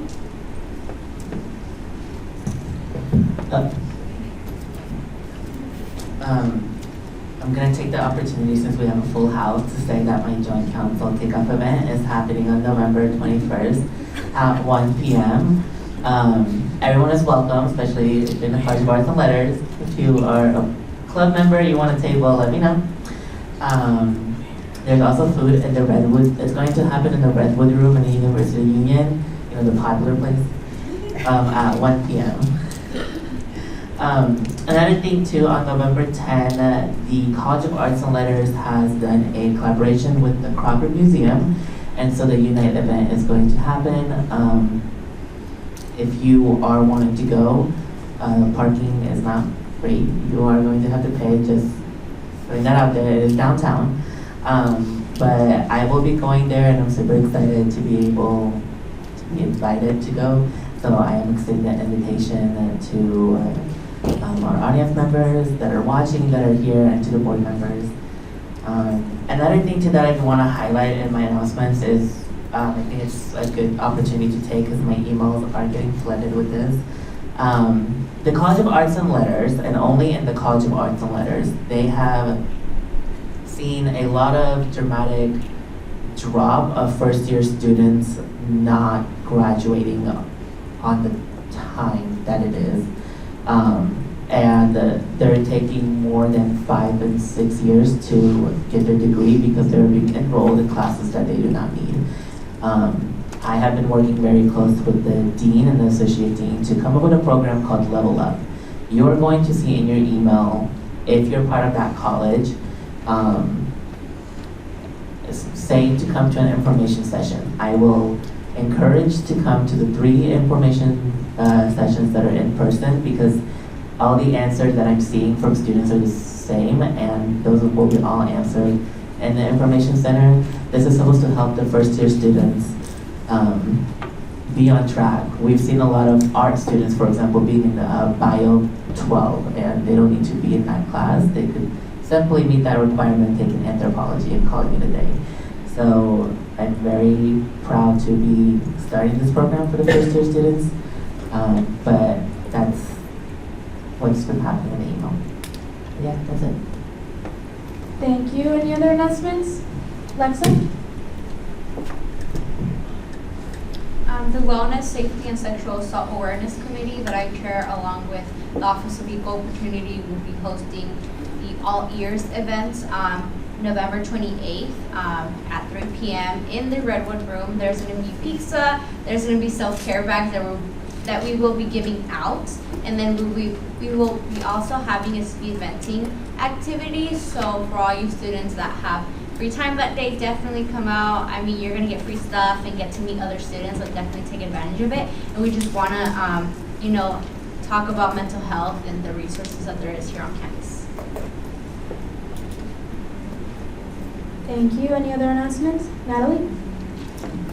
So the University Committee Sexual Assault Violence Awareness Team, the student designee for Lexa reached out to me along with the President's Office asking if ASI is willing to collaborate on an event that they want to name student-led discussion on campus sexual assault. And essentially what they want to do here is that they want to have a student-led based discussion where students can come and speak to their administrators and other departments on campus and what can we do to support students if students want to share their stories, campus safety. So essentially I'm kind of asking you guys if you're willing to be there and support. If we can collaborate on them with this event. I kind of wanted to see if it would tie in with strategic priority 2.1.1. And I listed here who's on that priority, so I'm going to reach out to all of you in an email, and if you can respond whether or not you'd like to support, so I can get back to them and what we can do to support them. They want to have this event on November 17th from 11 to 12:15, so that's soon. But the President's Office, President Nelson, has this marked off on his calendar ready. It's going to be a big event. They want to send it through a SAC send. So if you guys can answer to that email once I send it out, I would really appreciate it. Thank you. Thank you. Is there any other announcements? Zeke? Can you repeat the time, please? Natalie? Yes, so it's November 17th from 11 a.m. to 12:15 a.m. and they're thinking either the Redwood Room. Yeah, that's the only room actually. Thank you. Is there any other announcements? Miguel? Yeah, so we have our lobby core meeting next Thursday, November 17th in the Capitol Room, which is on the 3rd floor of the Union, from 4:30 to 5:30. Lobby Corps is an exciting committee that essentially serves as the vehicle for advocacy. We coordinate Capitol legislative visits and we advocate on certain bills. So if that's something that any of our students are interested in, feel free to come by to Lobby Corps. This December 1st, we will be having a guest speaker, which is the student trustee Maria Linares. She will be coming in virtually through Zoom. So if anyone has any questions or wants to know more about the student trustee position, she is the person to talk to. And I would just like to announce that we are the CSU system is essentially looking for a new student trustee to take incumbent of Maria Linares' position, who will be terming out in 2023. The student trustee position is a very important position that serves on the board of trustees as a voting member, and they have student voice and input on issues and policies within the CSU system. So the student trustee position is very influential, and that search will be closing. The deadline for any submissions on applications is January 30th of next year, and we'll be closing at 5 p.m. Thank you. Chris?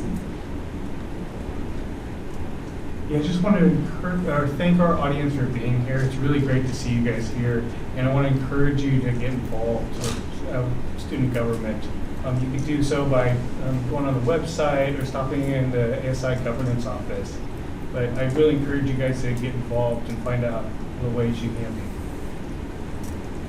Thank you. Any other announcements? Gina? It's kind of early days, but as you well know, the president announced his retirement, which will be effective July 1st. And a presidential search takes a bit of time, but there has been a commitment to sort of fast track that and hope that we can get a president in place. There will be an opportunity for the campus community, especially students, to take the opportunity to talk to the selection committee. It is a closed process for a variety of reasons, but you can talk to the committee and tell them what you want in a university president. So keep your eye out, because they are fast tracking, there is a possibility that they could offer those opportunities on campus fairly quickly. They might do it via Zoom. They may even do it during winter break. So I'm looking at the student leaders who might be available during winter break to do that. So please, I hope that they don't. I hope that they wait until we have a continuing students on campus. But it's a very important process. It's also a real opportunity to try to influence the type of president that you want to see at the university.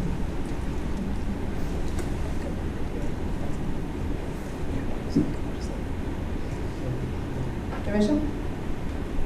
I just want to remind everyone that registration starts this Monday. If you haven't already, put your classes in shopping cart and figured out your schedules, especially if you're a board member. If you haven't logged Wednesday 2 to 5 and all the other committee meeting times, please do so. Communicate early if you need any accommodations, or just try to fit your schedule accordingly.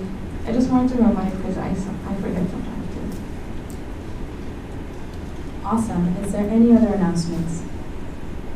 Okay, I have just a few announcements. I want to remind you all that the Board of Directors room is a shared space. If you're going to have students on there, please make sure that they stay in a designated area. Shouldn't be a reason for stuff to be moved around or people to have stuff go missing. So please, if you're going to have students on there, be respectful. It's a shared space. If you need an individual space, we can work it out. But let's just be respectful of other people's property, okay? Things are concerned. I don't want to hear it again, and if it continues, and that's, there's going to be consequences. I don't mean to sound threatening, but let's just be respectful of people's stuff. With that being said, I am going to acknowledge all the people that are here, because these are student reporters. Timmy, do you want to come up and say hi? I just want to, so there, this is J30, which is beginning news reporting, so everybody here is either a journalism or PR student, and we've been working on our skills, and now you guys are a guinea pig. Today's meeting to do the writing. They have story due tomorrow at 6 p.m. on what you guys did this today, and so as soon as she adjourns, if you could stay and answer any questions, they will come individually to you. It won't be like a press conference. And they have like a time to get that done, so it won't be too much of your time. Amazing. Thank you. So these student reports are here to talk to you. Please take some time. We are supposed to be until 5, but we are gonna obviously end a little bit early. I'm gonna ask you to please dedicate some time. That's all I have with my announcements. Salma? Oh, wait a minute, hold on, just kidding. I also have my event that I've been saying, the Speak Up event. November 14th from 3 to 5 in the Con Room Suite 1 and 2. I sent you all an email with an invitation, whether you're going to be able to attend or not. I'm asking for help because this is also an all-board strategic priority. Help can look like just attending for an hour, or it can look like, you handing out food, or, just helping in any way. Again, this is an all-board strategic priority, and it's a collaboration with the Student Social Justice and Equity Council. So please respond to my calendar invite in a timely manner. And that is all. Salma? I always go last, and everyone just says all of my announcements. So then I'm like, okay, I don't have anything to say. Other than please take care of yourselves. I want to see every single one of you back on this board next year. So please finish the semester strong. Make sure to take care of yourself. And it's okay to ask for help. Don't be afraid. I mean, honestly, if it's an emergency and you need to call me for whatever reason, even if you just need me to listen, I will answer. I'm pretty responsive. You all have my phone number, and there should be no reason why we don't support each other. So please utilize your resources. I'm going to coin that term this year. Please utilize your resources. We are here to help each other and take care of yourself. For the students that are here, please come regularly. And if you need anything, please, I have office hours, and I've already started meeting with other journalists, so the more the merrier, apparently. So please come to my office hours and encourage other students that have issues to come and talk to our board. Remember, we have direct communication to deans, to administration, to vice presidents, you name it. We can probably find someone that has the answer. So please encourage other students to utilize us as a resource as well. And with that, I'm done. Awesome. I am adjourning this meeting at 4:12, but please hang around.